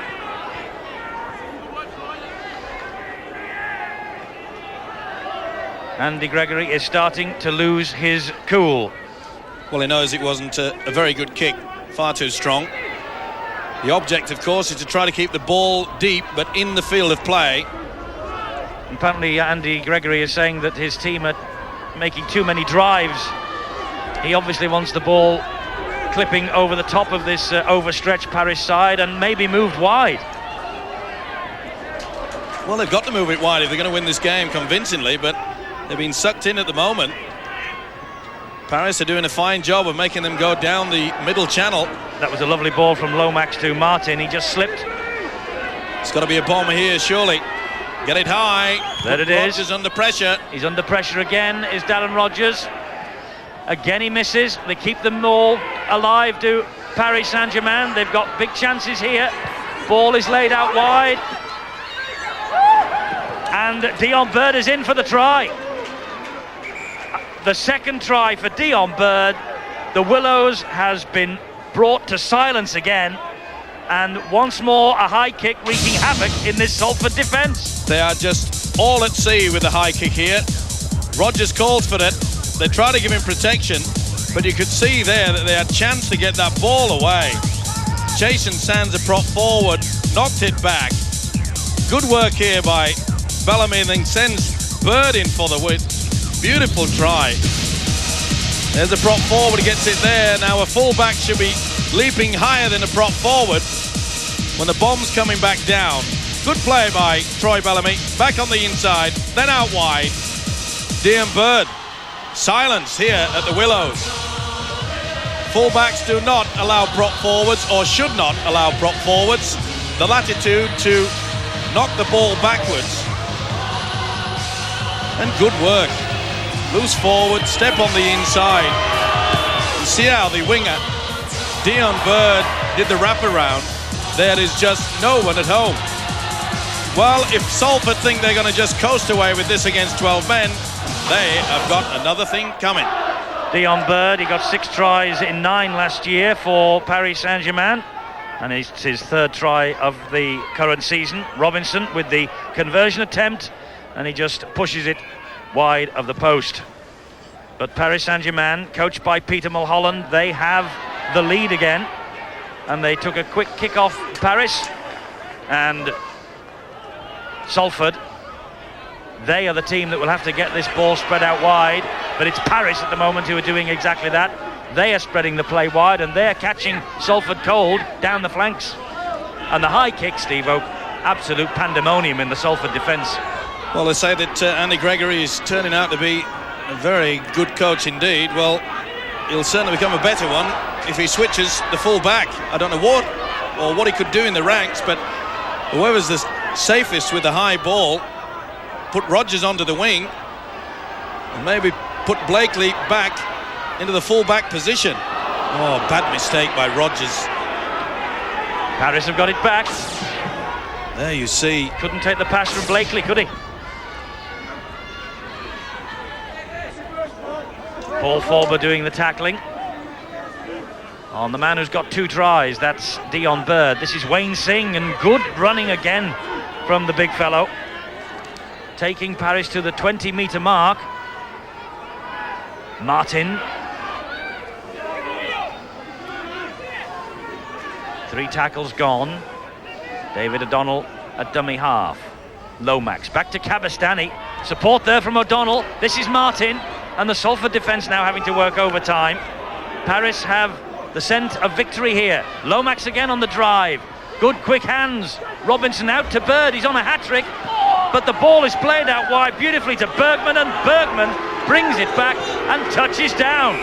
Phil Bergman's 2nd try, and isn't the Kiwi having a wow of a game, Bergman? Tremendous try and great play from Paris, keeping that ball alive. Well, anyone watching this game would think that it's Salford that are down to 12 because it's Paris Saint-Germain who are keeping this ball alive and putting it out wide. That is not the best defence. Let's take nothing away from this effort, but Bergman's finish was superb. You can see they come off the wing. McAvoy was nowhere. Long ball out wide. Well, Bergman, what a tremendous afternoon it's turning out for this guy. Good work. It was good work by the forwards. Lomax drove it through. Quick hands out wide. Good stuff. Dion Bird serves the big winger, Phil Bergman. What a day, but not for that guy. And he's furious. Andy Gregory looks like he might be about to make a double substitution as well. Phil Bergman, formerly with Balmain Tigers in 1996. Now then, here's Jeremy Robinson again. 2 from 3, and this is eminently kickable, the way this fella's been kicking today. Oh, he's pushed it wide of the post. But Paris ahead by 20 points to 14. One man on his own. He's going for the man with the football. No one at home after that. It was only a matter of time. They created the overlap, and Bergman laps it up. Well, when you think that Paris Saint-Germain are awaiting the arrival of the likes of Pierre Chamorin, the elegant French player, and Fabien Devecchi to arrive after yesterday's French final, and they will be available next week, they're going to be pretty impressive as this summer rolls on. The double substitution I told you about has been made. Cervello and Paul Southern have come on for Salford. This is McAvoy. He's He's been somewhat starved of the possession on the wing, Nathan McAvoy. And he really shouldn't have been. They really should have been taking the long ball. The try that they scored in the first half, Salford, you saw Blakely missing out 4 or 5 men with a wonderful long pass. Have we seen a repeat? No. Blakely gives the ball some air and straight down the throat of Dion Bird. Young man, of course, now Bird on a hat-trick, along with Phil Bergman.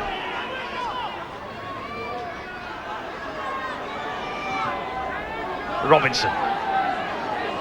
Standoff half, and he's got the standoff half from Salford. Steve Blakely hanging on to his shirt tails. Bergman to O'Donnell. Not the best pass. They retain possession, though, courtesy of Wayne Singh. This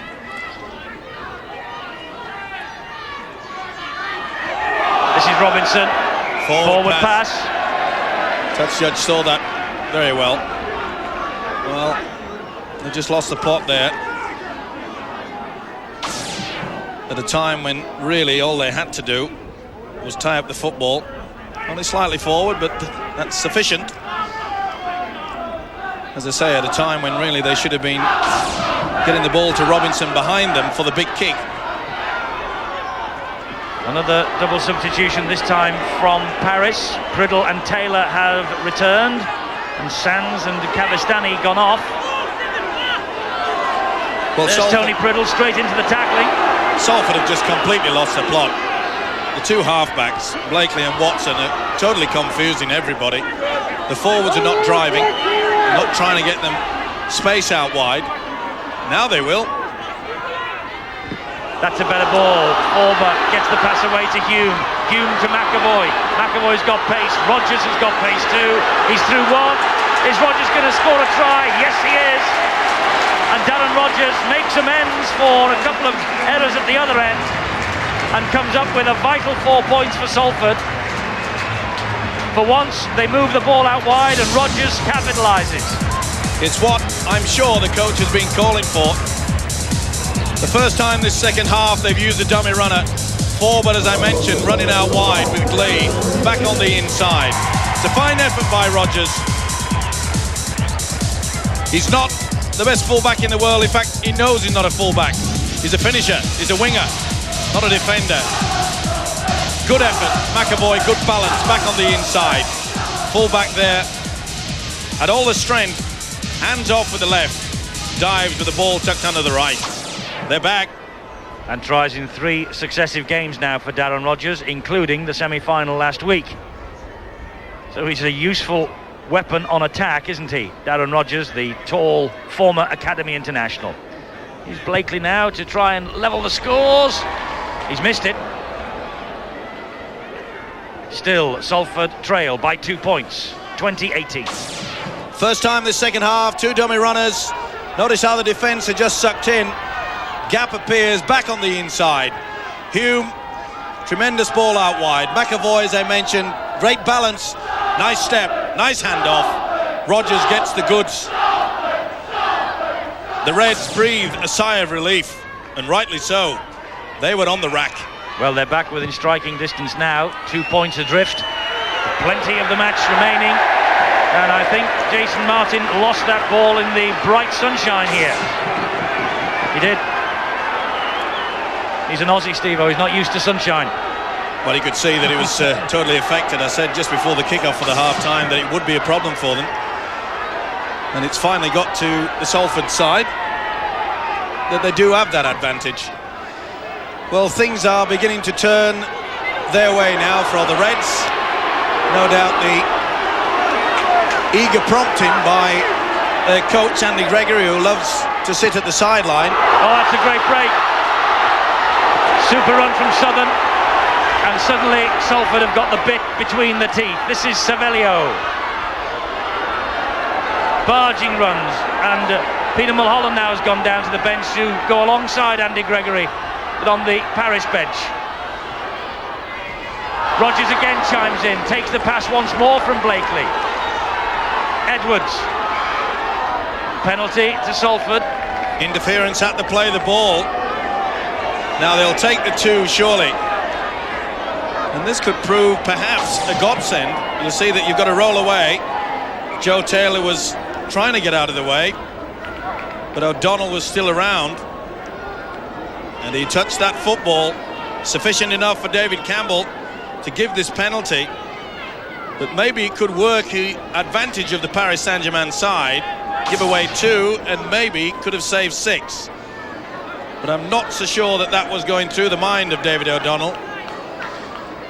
And perhaps he could have been a little bit lucky if the referee wanted to think it was a professional foul and a sin bin. I think that would have been curtains if that had been the case. 10 minutes in the sin bin, Paris then down to 11. Steve Blakely, just the one miss then. This is easy for him. Don't hex him. And he scores with the penalty to level things up here at the Willows. 20 points all. It's a good contest. David O'Donnell just not getting away from the play the ball situation in time. A hand in there too. Conceding the penalty, and Andy Gregory, maybe the message now is getting out to his players. Looks a little bit more relieved, because he knows it has not been a tremendous display by his side. Peter Mulholland trying to build for the future in Paris. And on the evidence of the 61.5 minutes we've seen here at the Willows, doing a pretty useful job of that. Don't forget, it's about time that you got ringing the telephone and voted for your man of the match. 0891 66 55 25. Let's know the name of your man of the match on that number, 0891 66 55 25.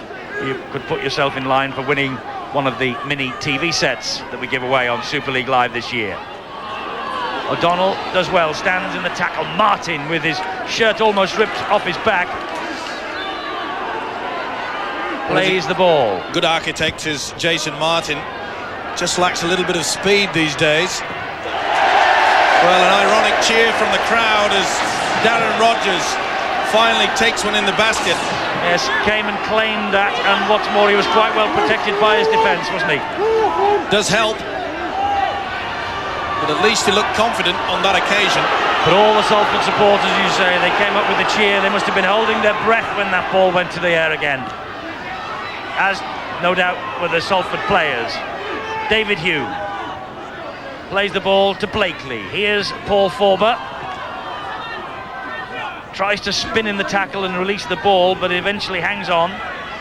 Well, this is where they've got to use the link again. Blakely and Watson get it out wide quickly. Watson does that. Here's Rodgers again. Last tackle, they've made 34 metres. They're on the halfway line. Blakely will drill the ball over the top. Too deep though. Runs touching dead in goal, and Dion Bird happy to see the ball run dead. Well, the crowd is screaming at their skipper, Steve Blakely.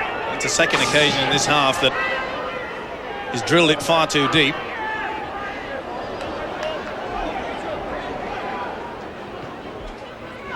So here come Paris again. They have adapted to the situation well. That's Taylor, the substitute.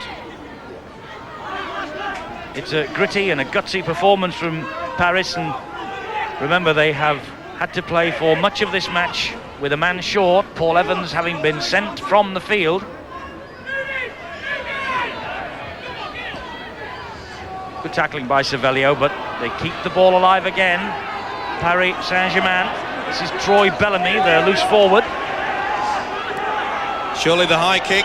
There it is, from Bird. There's no pressure on Rodgers this time. He's able to stand and take it, and again gets the cheers from the Salford crowd. There's a deadly hush when that ball went high. Everyone breathes in, don't they? They wait for what's coming next.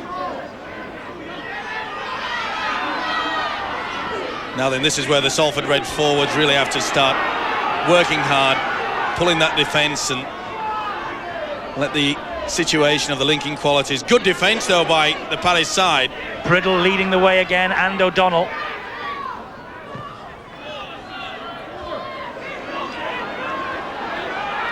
Rodgers again. Edwards now. Little dink over the top from Peter Edwards, appealing for the penalty. Felt he was impeded. Referee will have none of it. Good chase. Good chase downfield by Paul Southern. Nice option by Peter Edwards, but just a little bit too long yet again. course, Paris Saint-Germain, under no circumstances can afford to have a sweeper. Martin keeps the ball alive once again. Well, win, lose or draw, Paris Saint-Germain have earned their money here today. It's not over yet, It isn't. by a long way. They're still eager and they're still driving forward. Priddle, good ball to Singh, but Forber had him all wrapped up. Martin, good ball back on the inside to Lomax. Hold your breath again. Last one, the high kick, it's a more shallow kick this time, and claimed by maybe the smallest man on the Salford side, Ian Watson, their scrum half. Took it well, didn't he? He was under a lot of pressure. Rogers again chimes in, sidesteps round one. Rogers has got pace. Rogers has got plenty of pace and has got a second try. Well, Darren Rogers silences a few, I fancy, and he pleases his coach Andy Gregory. Rogers with his second of this second half. Lovely try and a great run from halfway. Did very well there. Good play by the centre, Scott Naylor, to release the full-back. And with this run, I'm sure that he's made the message firm to his coach, Andy Gregory. Give me a chance out wide. Give me a chance to run with the football. And this is what I can do. Shaky in the back, but not when it goes going forward. Lovely step. Just used the hips, then got into full gear. No one within Cookie. There he goes. Beautiful run, good balance. As Eddie said, silenced quite a few critics who ironically cheered when he did catch one high ball.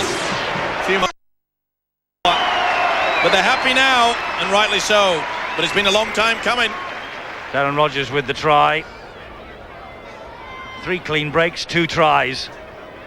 And of course he is not a fullback. The regular fullback, Jason Lawrence, the Australian that Andy Gregory's bought, is off injured, out of the side injured, as Blakely adds the extra 2.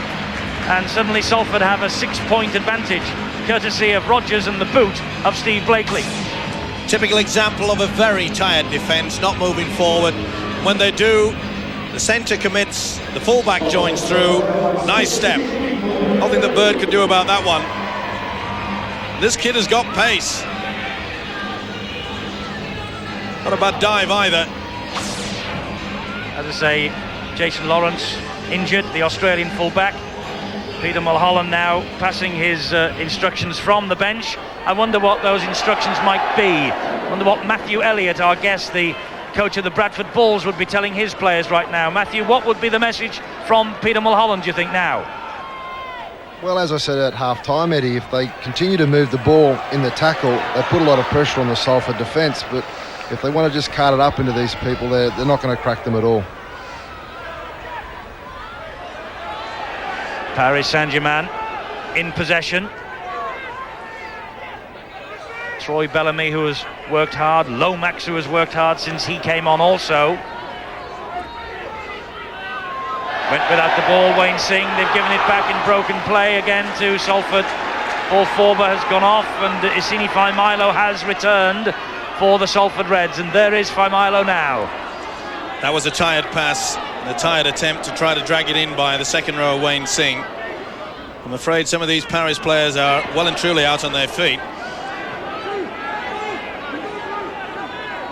Edwards dummy half. Watson directing operations in centre field. Here's a chance once more for Naylor. Naylor releases the pass to Sini. He takes the tackle. This is where they've got to link it again, keep them on the move. Watson just delayed the pass and had to take the tackle in the end from Taylor, Joe Taylor. Blakely, Hume with all the experience. Rogers hunting there for his hat-trick. Andy Burgess goes into the dummy half role. Blakely, drop goal, 1 point extra. Just stretches the lead by a single point, and it means now Paris have to score twice. Good thinking by the Salford skipper. architect of many things, but a very good one-point kicker throughout his career. He knows the importance of that as well. Yes, Paris Saint-Germain now have to score twice, and as Steve-O said, there are some tired legs and bodies out there. One of them, Troy Bellamy, who has gone off to be replaced again by Michael Hogue as Blakely restarts. Last 10 minutes of the match, and Salford look like now they're going to maintain this unbeaten home run of theirs that stretches back 19 league games. It will be 20 after today if they do win, and they remain 100%ers in the Super League. 3 out of 3 if they win here today. Andy Gregory is fashioning a side that will trouble a few. Well, he'll be happy with the 2 points, that if it stays that way. There's still just less than 10 minutes remaining, but that's a bad knock-on. It is, and inevitably they are trying to force the pass now, aren't they? Well, they're trying to keep it alive, and the man Bergman, who's had a fine game, just could not get the fingertips and couldn't drag it through. And you see the skipper, David O'Donnell, trying to keep it alive. They've got nothing to lose. It's been a tremendous effort from that man. 2 handling errors, 2 tries. Watson feeds the scrum. The 7th Paris handling error you just saw. Watson, that's dummy half again. Here's Savelio. Don't forget, you can vote now for your man of the match. 0891 66 55 25. You've got about 10 minutes remaining to get your votes in. Who has caught your eye here today? You could also be a winner with us on the Super League Live. Prize to give away at the end of the match. Lovely run again for Naylor, stepping through the challenges. Hume is collared. It's good defence again. And it was the fullback Nick Hyde who made sure that David Hume wasn't going anywhere. But this Paris defence is stretched again now. That's Southern. Back to Eccles. Eccles to Savelio, off the ground to McAvoy. McAvoy brings it back this way to Edwards, who skips away from the tackle from Priddle. Here's Savelio again. And that's the last. That's good scrambling defence though from Paris. Somehow they kept Salford out. But can they survive this last tackle? Blakely gives it plenty of air to Hume. They've got a man overlapping outside. It's Sini. Fatasini comes back inside. David Hume is wrapped up, and that's tremendous defence in the circumstances from Paris Saint-Germain. Beautiful tackle though, brought him down, kept him out. It came in late though, knees went in. Well, they're getting tired to get to the position. The defence is shot to pieces, but full credit to Salford there. They run the power play. Not surprising when they're at 7-point lead. They can take that gamble because they know that this Paris outfit are very tired, but wonderful play there. Beautiful pass off the ground. Dion Bird was searching for it. Jason Martin has gone off. James Durkin has come on. Big chase downfield. And that was Phil Bergman. Did well again. The fullback though, Darren Rogers. Seen a couple of occasions where the player has put his body in between the charging man and the football. No chance of being a knock-on when you do that. Edwards for Milo. Paul Southern goes to ground. Here's Edwards once more. David Hume, veteran campaigner David Hume. 8 Great Britain caps during his illustrious career. A couple of times a champion with Widnes. Blakely. Savelio. On the halfway line. The big Western Samoa is hauled down. Blakely chips the ball through. It's a better kick this occasion. The chasers will be there. Risky business underneath their own posts, but they have to take chances at this late stage. Remember, 27-20, they have to score twice, Paris, and it is the match time that you're seeing in your screen. 74 minutes and 14 seconds now, so time running out for the men from the French capital. Well, some of these Paris Saint-Germain players can hardly raise a gallop, but they're doing their best. It's been a fine effort from them. They really just run out of steam at a vital time late in this match.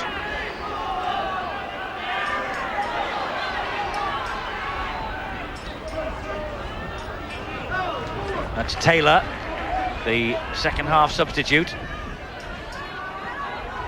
Well, they're keeping going to the end, aren't they? And Priddle there gets the ball round the corner. That was a beautiful ball, and there's chances here. There are great chances. This is Bergman again, and Bergman scampers in behind the posts. It's his hat-trick. Phil Bergman gets the hat-trick, and Paris aren't out of this yet. Beautiful play by the prop forward Tony Priddle. This is the second ball that he went round the man, back on the inside. Beautiful stuff. What a game Bergman's had. And how important now is that one-pointer that Steve Blakely popped over a couple of moments ago. This is superb rugby league football. Tony Wall did well. Drew the full back. There was nothing that Rogers could do about that. Like all wingers should do, support on the inside. Needless to say, a quick conversion taken. And so it's 27-26. And how, as you say, how important that Blakely drop goal might be now. It's certainly dividing the two sides. Well, surely Peter Mulholland. Paris has to go for a short kick. No point in putting it deep, and they're doing it. I don't know why they're doing that. Salford will just eat up the time by playing out the complement of 6. Well, I'm afraid I would have gone for the gamble. Try to knock the ball back. It's desperation stakes now for the Paris side. Up the jumper as far as Salford are concerned. Paul Forber has returned for Salford Reds. This, though, is Assini Faimilo. Well, it's time for the coaches now to really bite their nails. Here's Forber back on. And I think the more worried of the two at the moment is Andy Gregory. Because if Paris get within a sniff of those posts, you'll be, I think, guaranteed a drop goal attempt. But who would be a coach, Steve-O? These are nervous times for those two men. Dion Bird collects. Now they will launch another attack, and they've got well over 3 minutes to go. This is Tony Durkin. James Durkin. Tony's his dad. Well, he's one of the players with the fresh legs. Can they produce something out of absolutely nothing? They're deep in their own territory. But I must say I've been impressed with the way that they've kept this ball alive, Paris, under a lot of pressure.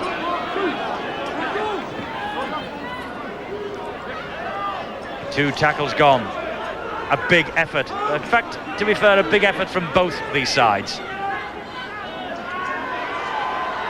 Paris doing it tough, though, and here's Priddle again, the man who got that ball away. And Paris doing it really tough. Almost 250 tackles. Salford 190. Here come Paris Saint-Germain once again. Oh, dearie me. The man of the moment, it came off his head. Bergman said, I didn't knock on. Came off the head. Now then, he didn't have control of it. The winger Bergman, but it definitely did not touch the hands. Well, I don't know what his English is like. Phil Bergman. Being a Kiwi. Should be all right then. You obviously haven't spoken to many Kiwis. The clock has been stopped. Now it's back on. By the way, Phil Bergman, who got the hat-trick here today, only the third Paris Saint-Germain player to achieve that milestone. Pierre Chamarin and Regis Pastre-Courtine last season. Salford now will want the ball up the other end of the field, courtesy of Faimilo. He, though, is dropped on the halfway line. They have just over a minute to go, and Steve Blakely's drop goal looks like being so important. Cervello, that's the last tackle for Salford. They've only made 15 metres. Surely they will hoof the ball downfield now with the boot of Edwards, and they do, and that's good tactics. That's fine touch, and that will eat up the seconds on the clock. Salford will plod their way to this scrum.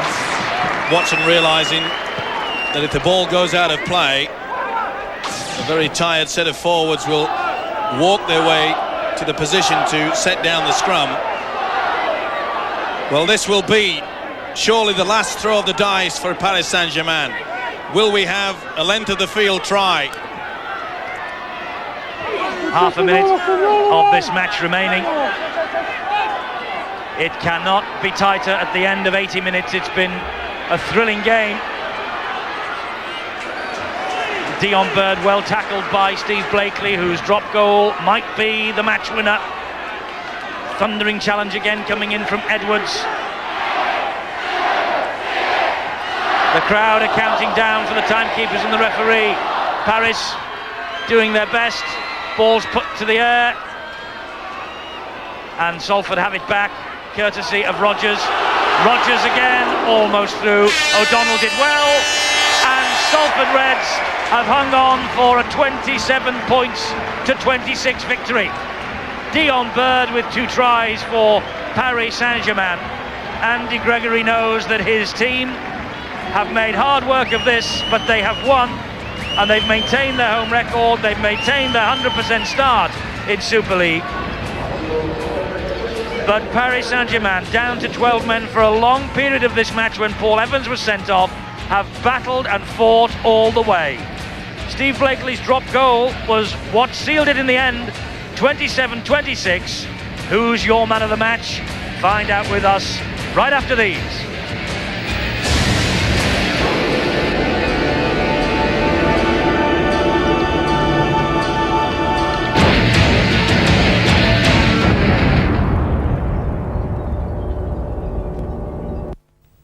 This Easter bank holiday, Hey! Tornado! the weather is as unpredictable as ever in Night of the Twisters. What? Twister! Life will not be contained. The eggs are bigger than average. It's a dinosaur. In Jurassic Park. Simon's going to tell Lieutenant McLean what to do. And Simon Says is the only game in town in Die Hard with a Vengeance. Know what I'm doing? Not even God knows what you're doing. Tonight's Easter blockbusters on Sky's 3 movie channels. Deirdre Dean has always been one for the sales. When she bought her sofa, she got it for an absolute snip. The toilet roll she bought in bulk. An amazing bargain. Then she went to the Energy Centre sale where they specialise in gas and electric cooking and heating. And thanks to the expert advice she received, she got a top quality brand at a bargain price. Well done, Deirdre. The Energy Centre. The right advice, the right price, the right choice. And the sale is on at over 240 shops right now. Okay, you're gonna love this guy. Runs like clockwork. Time? 0620. He's finishing breakfast, and right now he's heading for the shower. 0621. He's in the shower. 20 Celsius, 53 seconds. 0622. He brushes his teeth. 20 strokes. Is it the crispy golden flakiness, the lightly sweetened honeyness, or the flaky hint of nuttiness that makes Kellogg's Crunchy Nut cornflakes so irresistible? 0625. He's at the door. You can set your watch by him. Kellogg's Crunchy Nut cornflakes. The trouble is, they taste too good. Juicen now deliver first thing. They're where you left them. So the Juicen lot's exactly where you need it. Juicen, keeping builders building. Your nose is all red. Yours is too. Is it? Yes. It's this nasty cold weather. It can make your hands red too if you're not careful. Your hands aren't red. Are you careful? This is. Very. How's it careful then? In cold weather, it's great at helping to keep my hands soft. Not red. I've got an idea. Now you won't have their noses anymore. Oh, that's great.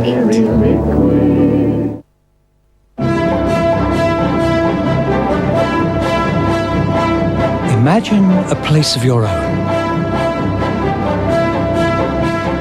A relaxing space. Somewhere safe and comfortable, with everything organized just the way you want it. Then imagine it had a 5-cylinder 20-valve engine with the power to transport you swiftly and effortlessly wherever you want to go. The 5-cylinder Fiat Marea and Marea Weekend, a space of your own. Call 0800 71 7000 for more information. Morning. Morning, Dad. Oh yeah, I must sort out that loan. But I can't get to the bank. Hello! There's a new convenient way to get an unsecured personal loan. Call Lombard Direct, free on 0800 215 000. 24 hours a day. We have loans from £800 to £15,000 for almost anything, and our rates are low. One call to Lombard Direct, and you're laughing. To arrange a loan or for more information, call free on 0800 215 000. Smile, okay? Michael Jordan. Bugs Bunny Special delivery. in an Ivan Reitman comedy of epic proportions. Space Jam, directed by Joe Pytka. For details of critical illness cover from Abbey Life, call 0800 20 20 40 now. For expert advice in electric and gas cooking and heating, just visit your High Street Energy Centre. The right advice, the right price, the right choice, and the sale is on right now.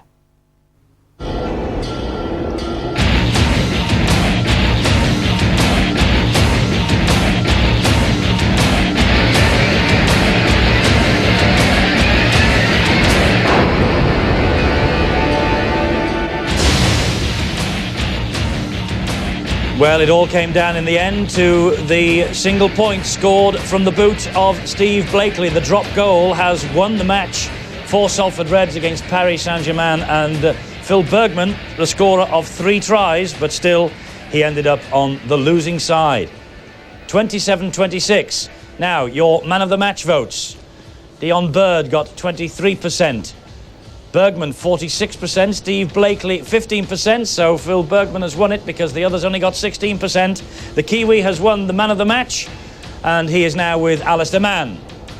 Well, Phil Bergman, you're named man of the match by our viewers, a commemorative video of the match and a mini television, but I suppose it's not much consolation after all that effort, is it? Yeah, that's right, Alistair. It's, sometimes you wonder if it's all the hard work's worth it. You know, you play your guts out, and our team really played very well today. A couple of things let us down, but Salford is a very good side, and when we lost a man early on in the game, it really takes a toll on 12 blokes when you're playing 13. Clearly, the interesting thing about today was that you, in a hot day, you went down to 12 men so early. What went through your mind? Oh, look, it's just one of those things you've got to try and do your best to overcome, and you know, you try your best and try and forget it, and eventually it takes its toll. I mean, you can't just keep holding out an attack like Salford, which was going from wing to wing when you've only got 12 men holding them out. You know, it's one of those very unfortunate things, and it's just something we have to work on. One thing that has happened now, of course, is that at least you've bonded together today. The spirit must be very impressive for you. Oh, the spirit in the team really need to lift after last game against Leeds. We got a bit of a hiding, and we really had to do some soul searching this week. And after London last Friday, we had a few injuries, and as did a lot of sides on these double headers, and we really had to pull together. So our team spirit's good. It'll be a little bit down now, but we just got to pick it up for St Helens. At Paris. Well battled. Yeah, thank you very much, Alistair. Thank you very much.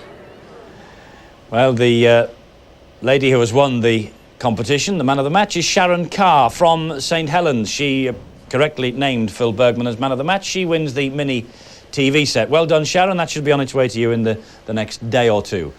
Well, a narrow defeat for Paris Saint-Germain, and Peter Mulholland, their coach, will be a disappointed man. In fact, who would be a coach in Super League? This fellow would. Matthew Elliott, the coach of the Bradford Bulls. Matthew, Peter Mulholland must be so disappointed because it comes down to a drop goal and his side have battled through for virtually 80 minutes with 12 men. Yeah, I think they'll be hiding the razor blades in the Paris Saint-Germain dressing rooms, and I guess Andy Gregory might be calling for a couch to lie down on, so it was a very tight match and very enjoyable to watch. It was a great contest between the two, but I mean, it comes down to just 1 point. And you've seen your team battle on, as I say, with 12 men. I mean, how must he be feeling now? As you say, they're hiding the razor blades. He must feel like topping himself. I know Skull pretty well. He'll be gutted. And in the end, it was the strength of Salford winning out against the subtlety of Paris. So they'll do some soul searching, and I'm sure he'll come up with the right tactics for the next match. I'm sure they will. It's only St Helens that they've got to face in the next game, as you heard Phil Bergman say. It gets pretty tough for them over there in Paris, doesn't it? But Steve-O, it was down in the end to the drop goal from Blakely, the quick thinking of the little standoff half. Yes, and I mean the experience there, which was not forthcoming in the second half, because there was a situation really where Salford had to take things and work it, and this was the 1 point that made it also influential. And I'm sure that Andy Gregory will be very, very pleased that at least at 1 point in that second half that he had a player out there that could understand the rules and understand the situation that they were in. Paris were down to 12. All you have to do is drive to one corner, quick play the ball and do the link. We saw that late in that first half when Blakely combined, got the ball out wide, and it was an easy try. And really, they should have run riot in this second half, but they didn't. They decided, for some unknown reason, to stick it up the jumper, to prove that they were tough, individual play, and then when it came to Paris having the football, they decided that they didn't have to tackle. And I think Andy Gregory still has quite a lot of work to do. He has to find a full-back. Rodgers is wonderful going forward. We saw that. Tremendous game from him in the second half, but he's dodgy at full-back. He's got a centre that's playing on the wing, McAvoy. His positional play out wide wasn't all that good. I'm not taking anything away from Bergman because he was opposite him, but Bergman played very, very well. And I must know, I'm sure that, that Andy will realise that he's still got to